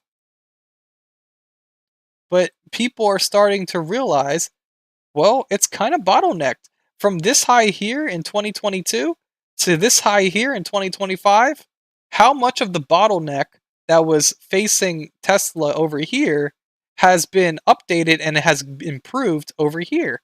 Not much. The bottleneck has remained the same. The bottleneck has not changed. And so the only thing that really fueled this growth higher was the indices moving up, and so obviously they're a portion weighted into Tesla. So since the indices continue to move up, Tesla will continue to have that bias to move up, but also it's the AI robots. So this move here is from the cars and the robo-taxi, okay? And this move up here is because of the Tesla robots, like the actual robots that, like the humanoid robots. So it's not like doing any, but even that's going to have its bottleneck. You know, it's going to have its bottleneck of how much data do they have, right? How much data can they actually acquire to do all these things? And so people are starting to quickly catch on that these technological advancements are great. They're wonderful if they could be implemented. But how much of this can we actually implement altogether? Because the increase in technology is exponential, but our increase in our infrastructure is never exponential, right? AI is not going to make infrastructure exponentially greater, especially with people moving into this industry, the technology industry. They want to be data scientists, etc. And what we're seeing is that we have blue collar workers is logarithmically tapering off. And so the blue collar is what's going to be responsible for increasing the infrastructure. And if they're tapering off, then that's going to start to taper off. And then you get that bottleneck even sooner. So if you really wanted to try to time the market, your best way to time it would be to watch the job data and the demographic data on the blue collar jobs, like construction workers and plumbers and electricians, mainly electricians, you know, and the oil. You want to watch all of that. You want to make a quantitative algorithm that's calculating at what point does the bottleneck, the amount of electrical output that is needed for these data centers for AI, at what point in the distant future, assuming that people are going to retire at a certain age, right? Because majority of the electricians, the plumbers, and all of those blue collar jobs are older folks. The demographic is older. At what rate are people moving into that industry? So like 20, 30-year olds, at what rate is that happening? And what is the rate of the people that are 60 plus that are in that trade that are moving out of that industry? And so that's going to show you the rate of growth of that industry, delta growth of that industry. And then from there, you need to say, at what rate is this becoming more invested into? Is there more money that's going into the system? So are these 20, 30-year-olds that are going into the system, are they going into a system that is becoming more desirable so that people in the future will want to increase this rate? At what rate of change is this changing? So that now at 20, 30-year-olds that are going into it, at what rate is that increasing? Right? And then you also got to think, if people are moving into those blue collar jobs, then people have to be moving out of the white collar jobs, which means technology will go down. And so it's a big balancing act of they have to keep technology relatively similar to the blue collar demand, right? And so that's why everybody's been telling you in these podcasts and stuff that you should try to move into a trade job like being an electrician. Being an electrician would be a very profitable job in the future because the demand is going to increase for electricians and the supply is going to go down for electricians. So you have two things that are increasing the income, or I should say, the the pricing for that job, right? So like if you're an electrician and you're charging $15 an hour, which is obviously, no, we'll make that more realistic. You're charging $30 an hour, okay, right now. Well, in the near future, there's going to be more demand for it, and there's going to be less supply of it. And so instead of $30 an hour, maybe I can up my prices to $60 an hour. Okay, and so now you're making double. That's what they're all anticipating. It's not that they're saying that the electrician trade is going to change and that you're having new technology in electricity and you have fusion reactions going on, and so that's why they got to get paid more because they have to be smarter. That's not what's happening. What's happening is that there's going to be a massive decline in the amount of jobs that are there and a massive incline in the amount of jobs that are needed. But yeah, so if you really wanted to time like the broad market, we all know that this is being propagated by AI. And so if AI is propagating it, we have to build a quantitative model that's basically showing us where that bottleneck will be. Because we're not trying to say that AI is not going to be as efficient as it is. That's like speculation. We can't sit there and say AI is going to be able to 3 times our productivity. How do you come to that number?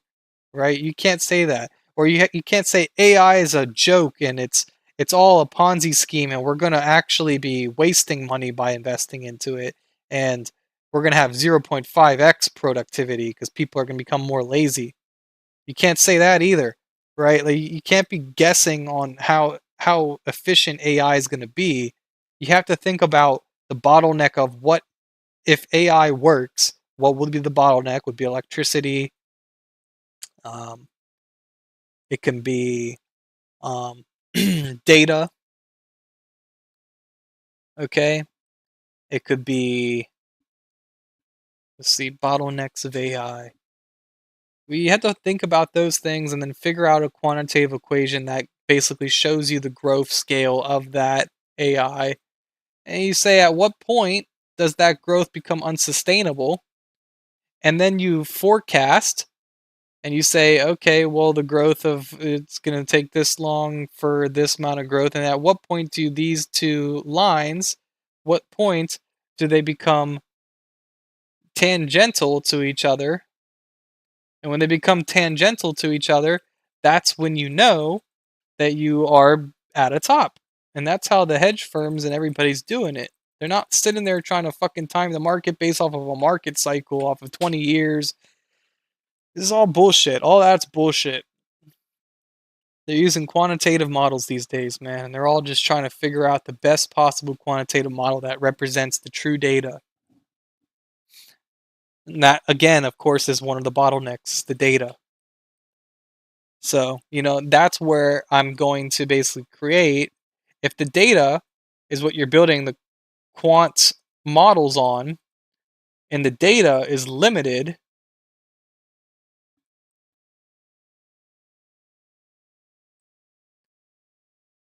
and that limitation is based off of the data, then that's what I'm trying to say is that it's a big Ponzi scheme because if we're using data to tell us where the quants are right, okay, and and the data is going to become limited because you can only have so much data on this information, right? And we don't have the full amount of data. We can only make an educated guess. At what point does the whole idea and philosophy of having the data to support our thesis, at what point does that just go away and it becomes intuition? Our intuition tells us that we don't have enough enough data to actually make an educated guess. At what point do we say that? And so it's a big Ponzi. It's a big circle. It's all a big circle, man.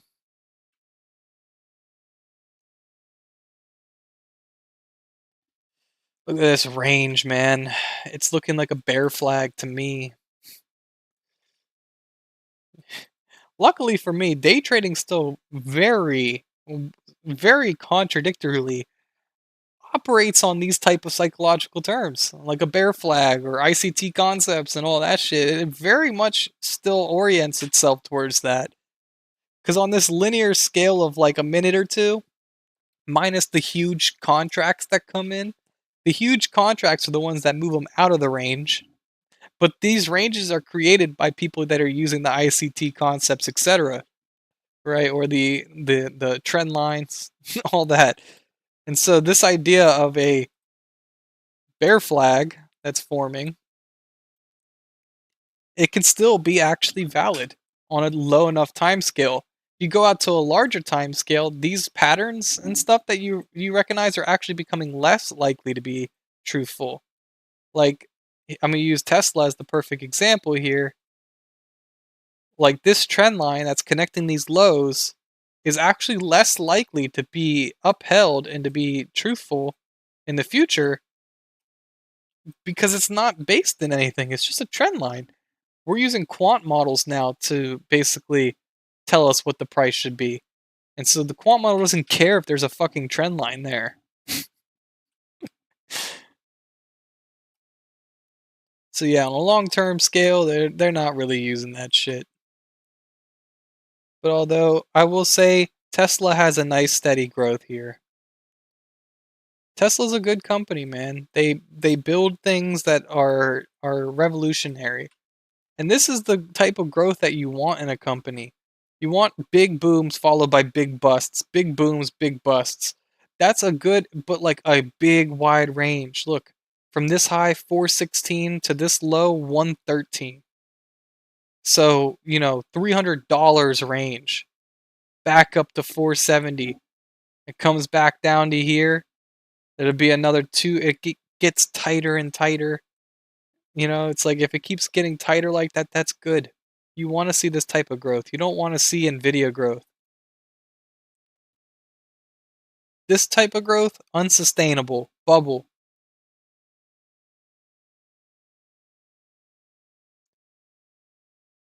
This is a bubble. That type of growth, that's not what you want to see. Because that's unsustainable. It can't happen like that. It can't go up like this forever. Otherwise, why wouldn't the indice just be 100% weighted into Nvidia? Why wouldn't they say, fuck everything else? Nvidia's going to the moon. Nothing else matters. Nvidia's the only stock that we should invest in because it goes up 20%, whereas all the rest of them only go up 10. So it's like, that's why it's unsustainable. It can't happen like this. And so if you just follow just these basic trend lines here, which again, I just pointed out how they don't really matter anymore. But, this range here that we've been following should come back down here to like 114 bucks. So like that's a massive decline. Say it happens in like August of 2026. Okay. 131 bucks it should still come down to. So would I chase it up here? Fuck no. Fuck no.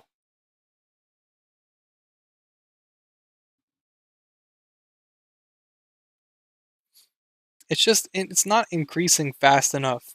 It's just not. The Q the AI programs are not keeping up. You can have the smartest of smart people working together. It's just not keeping up with the growth that these investors are pricing in. And that's where we come back to talking about the Fed and talking about these power struggles and these elites that are making money on you. They're making you overly confident, which consumer confidence is just like, it's a great reading, man. It tells you how confident are people that are normal people in the market. So how well have we been manipulating the masses is essentially what another way to rephrase that. So I don't know, man. I just think all of this is bullshit. I know I'm being like a little bit cynical, but like I don't know. I just don't see anything coming. It's not changing my life. You know what I mean? It's like if it was so revolutionary, it should change my life. I'm 26 years old. I use technology every fucking day. I'm almost dependent on it at this point, right? It's like it should be affecting my life, but I don't use Chat GPT. I don't fucking use that shit.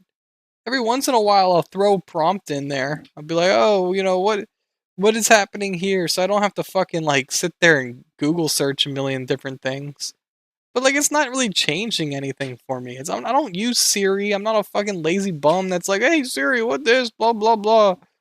It's like, "Hey Siri, send a text message. I'll just do it with my thumbs." It's like I'm fast enough and efficient enough myself to the point where it does not frustrate me to spend the extra 10 to 15 seconds to do something compared to the AI. And to me, what's 10 to 15 seconds in my life? It's just not going to make a difference. I just don't see the change in my own life, and that's why I think like AI is kind of bullshit. With .com, I can see it, right? I can see why that would become a thing. Because with .com, it's like you're changing everything. It goes from brick and mortar to online. But we're already online. You're just building another layer onto online, and people are already way too submerged into the internet. And you're already seeing a movement of people that are saying that they want to become more naturalistic and more holistic. You saw that in the 70s and the 80s too, where people just wanted to be hippies and they didn't want to fucking be on this whole like technology college wave, and they just want to do their own thing and be naturalistic. I see that more and more today, man. People are just tired of it, man. They're tired of fucking being told what to do. They just want to enjoy their lives. And enjoyment comes in many different ways, but one of the most common between everybody is that they want to be able to enjoy their environment, right? Like you want to sit there and be able to enjoy a beautiful scenery, or like nobody's going to sit there in a beautiful scenery and be miserable. They're going to sit there and be like, at least I'm in a beautiful spot. They're going to be at least somewhat optimistic. Whereas you put them on this internet, it's like it's all very meshed together, and it's all just like you can't go on Instagram without seeing pornography. You can't go on Twitter without seeing racism. You can't go like onto these things without being in like a shitty environment. You go into this environment of people that are anonymous, and the anonymity of people makes them into shitty people, which makes the social media into a shitty environment.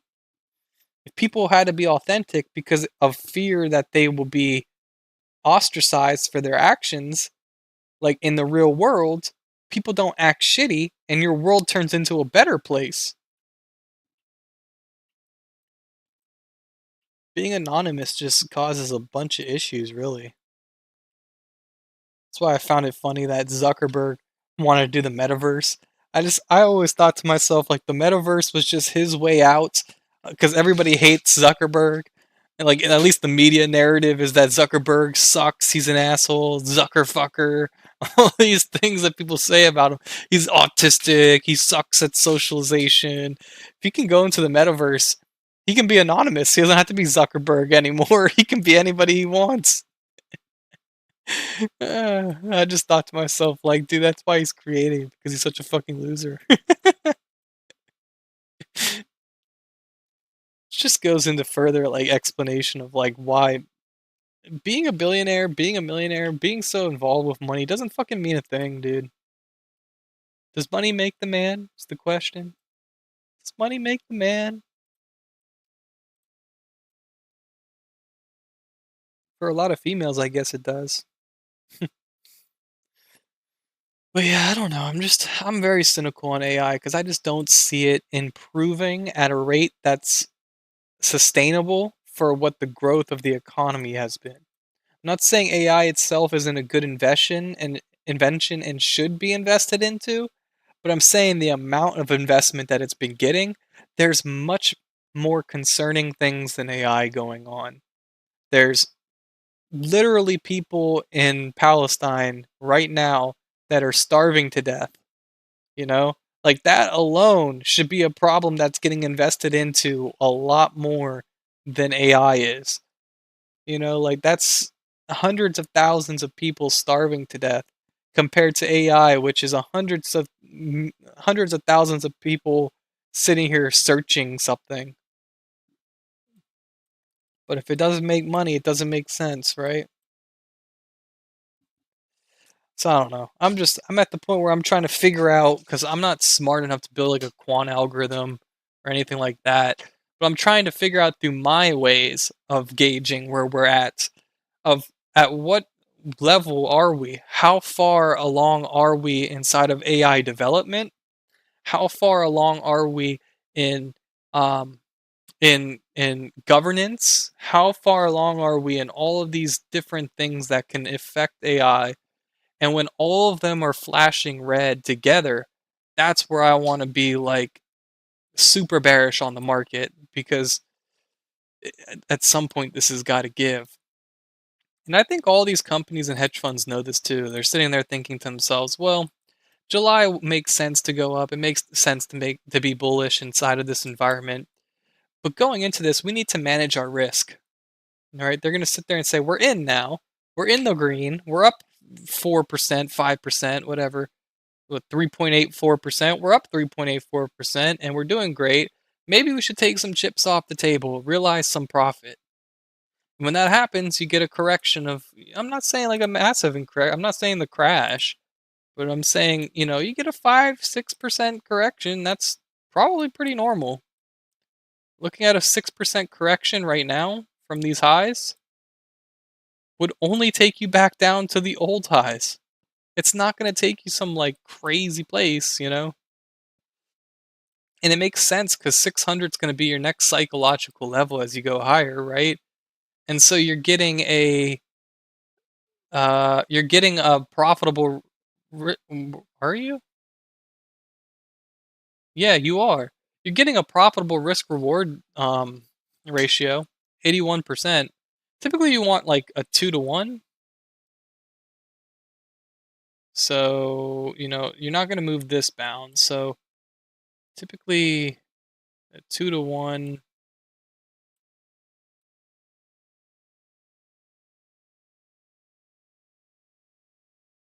Oh, that's why, because I have this reversed.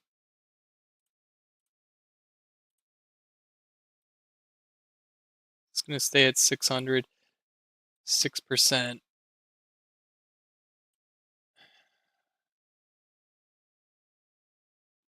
You want 2 times the reward that your risk is.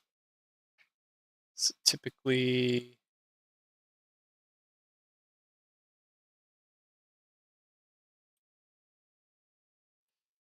you also want this to be 6%.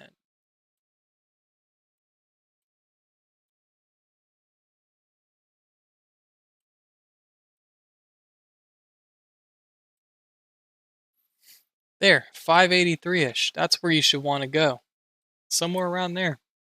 583, 600 would be your next psychological level.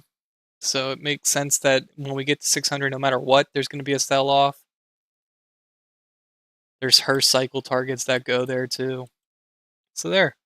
And so that would only take you down to here. So it's like it's not even really changing anything. And that could be all the way out until October if we follow this trend line up. Which obviously I just said, trend lines don't matter, right? But for now, we use them. Because we're just the retail investors. But yeah, thanks for coming to my rant. That's basically like the points that I'm trying to make is that everybody right now is just listening to somebody else that they have implied to be smarter than them. But who really is the smartest? Yourself. Your intuition, your consciousness. It's connected to all the other consciousness. So you should always listen to yourself. Don't listen to somebody else.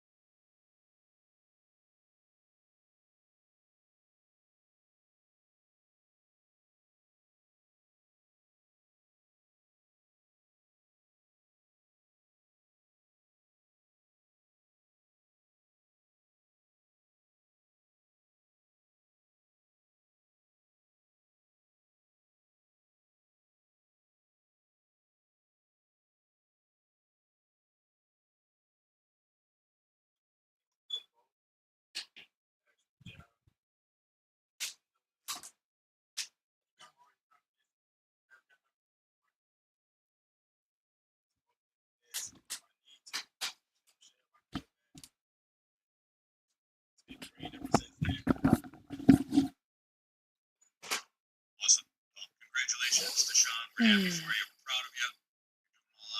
Doing all the right things, making all the right moves, and I'm sure it's going to see and go higher and higher on the list.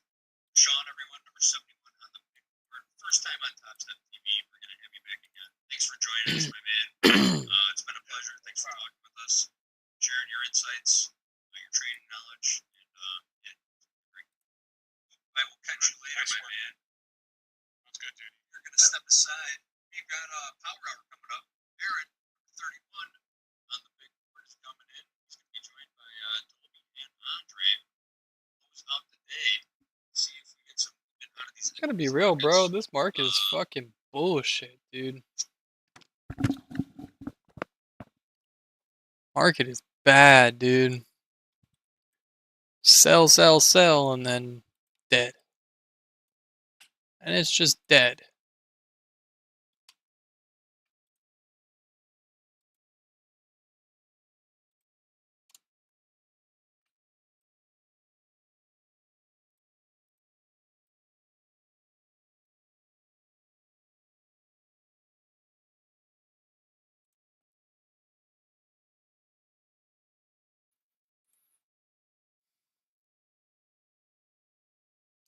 Hey, my natural gas is up today. That's good.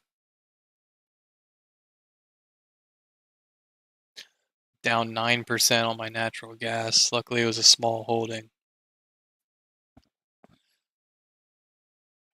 That's my long run, though. Yeah. I'm triple short the Qs, and I am long natural gas.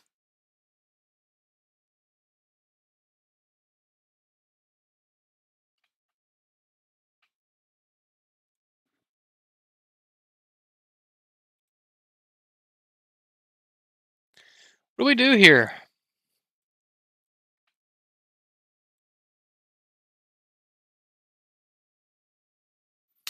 What do you do here? It seems like they're accumulating here, right? For what, the past 3.5 hours? 2.5 hours?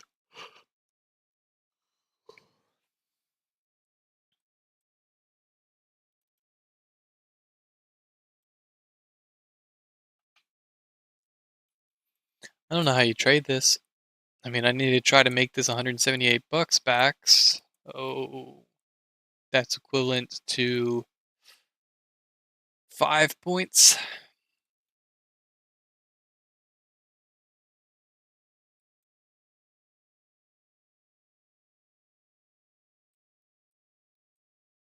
We'd ideally like to turn this day green again.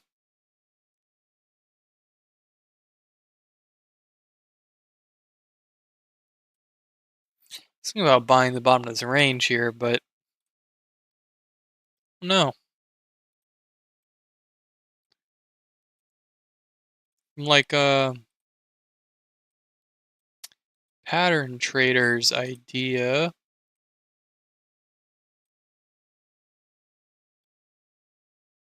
Three drives, whatever.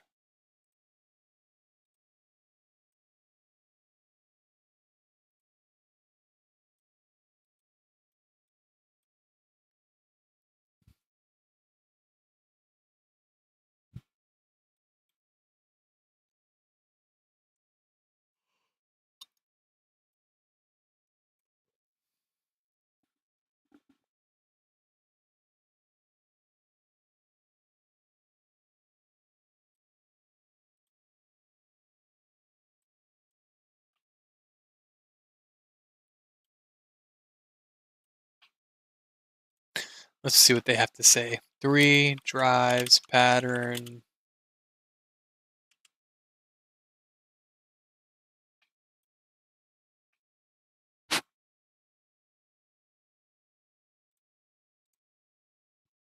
When slope goes from positive to negative.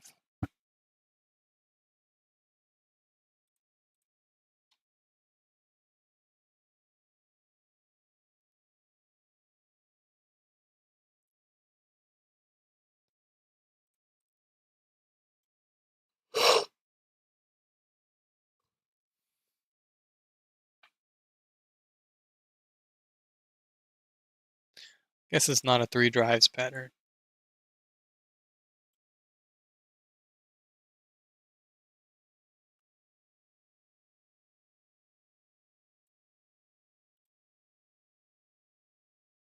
It's probably more likely a triangle.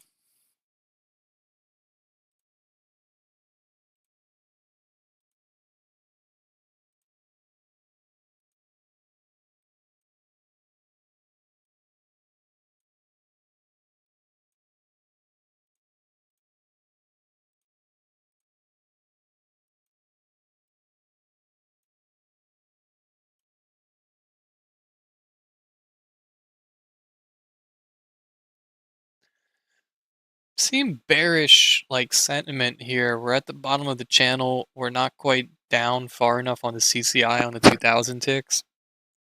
And EMAs are stacked bearish here. We're unable to go bullish here, unable to go bullish here. Hit the top Bollinger Band. And ticks are very high here at like 400. So they're trying to buy this up. I've seen some really large buy orders in here. Like at market.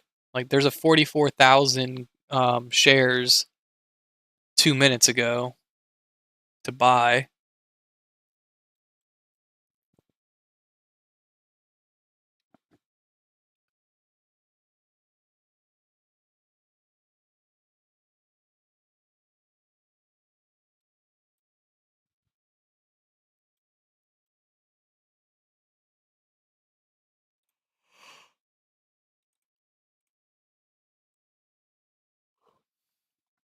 Top steppers are majority long.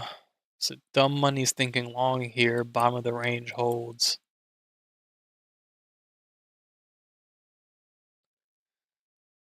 I don't know though. Something tells me that this is not done moving down. See how like here we made a higher high and higher low? So this is all bullish, higher low again, but we didn't make a higher high here. We made a lower high, we made a lower low or a higher low. So something tells me that we should redraw this pattern and do another triangle. Triangle within a triangle here. Because from here you could say you have a higher low, higher high.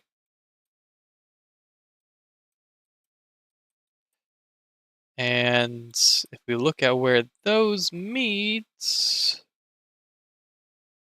the upper bound meets here, which is sometime tonight at like 8 o'clock, which I'm not trading.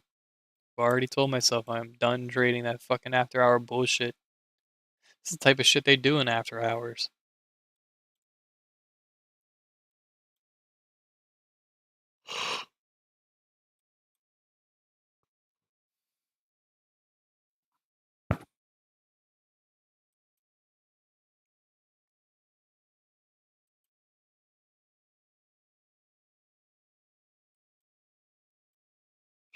I just feel like this is the type of bullshit where you go long and then instantly goes down on you. But buying the low of this range, I guess you have like a tight stop here, right? So 73 down to, yeah, you would have had a stop underneath of this low.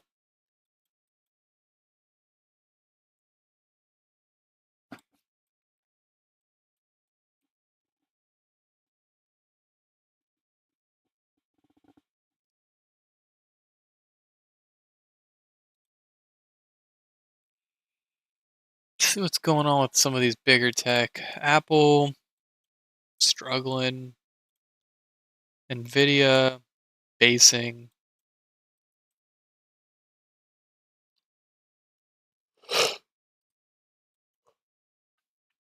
I mean, you just can't sell Nvidia. It just keeps going up.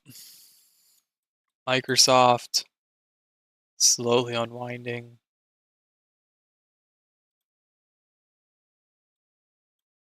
Amazon slowly going up. Meta's really declining here. Still got liquidity down here at 703, so I might want lower. Google's up today. Google's the big winner today.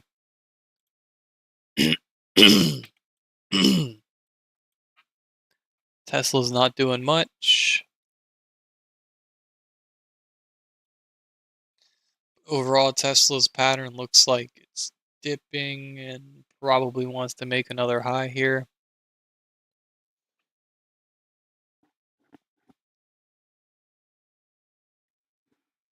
Eli Lilly continues to get hurt.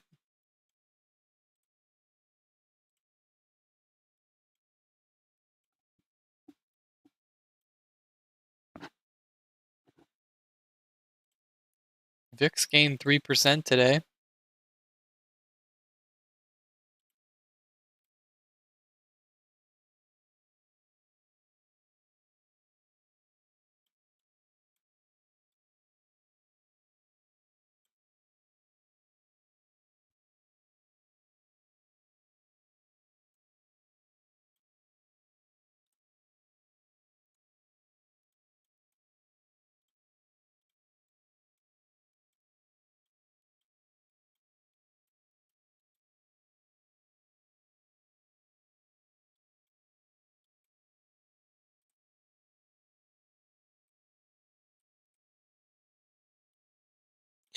VIX is like approaching these fucking lows.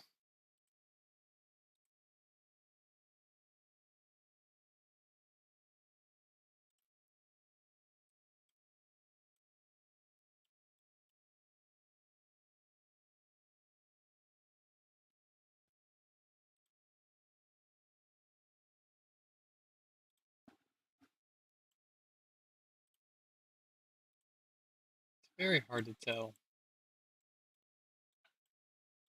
Like, I just don't want to gamble on this range. Maybe if I had caught it, like, on this drop here, maybe.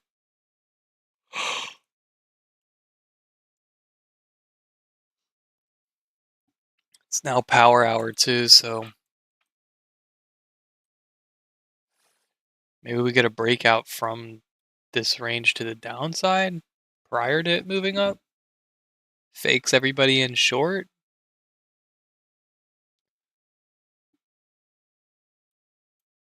Remember, here we only ran one of the liquidities. We only ran one of those sweeps from here, but we didn't run this one. So maybe they want to sell it off at the end of hours here?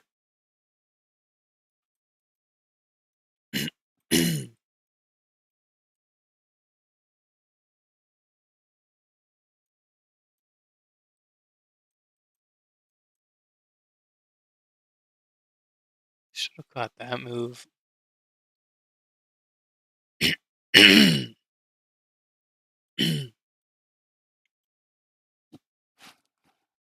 Got lucky here.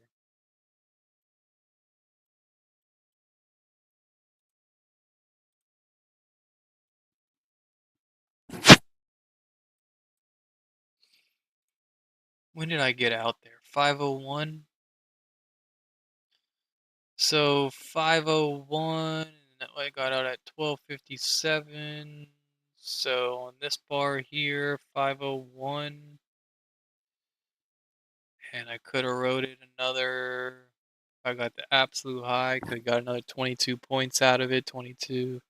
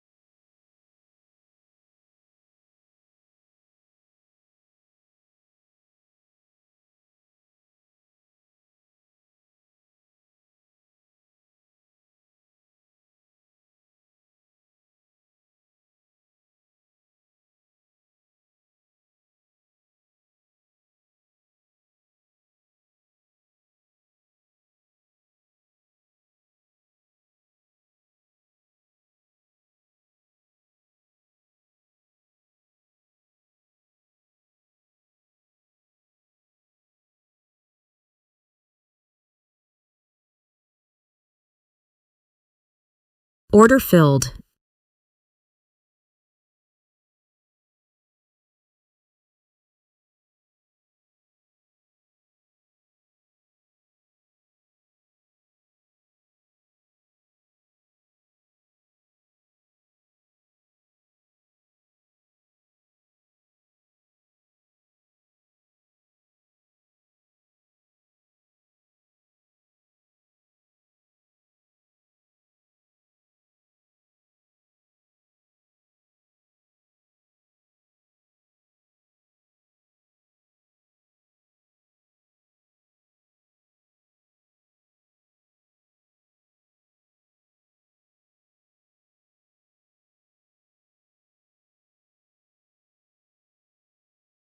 Order filled.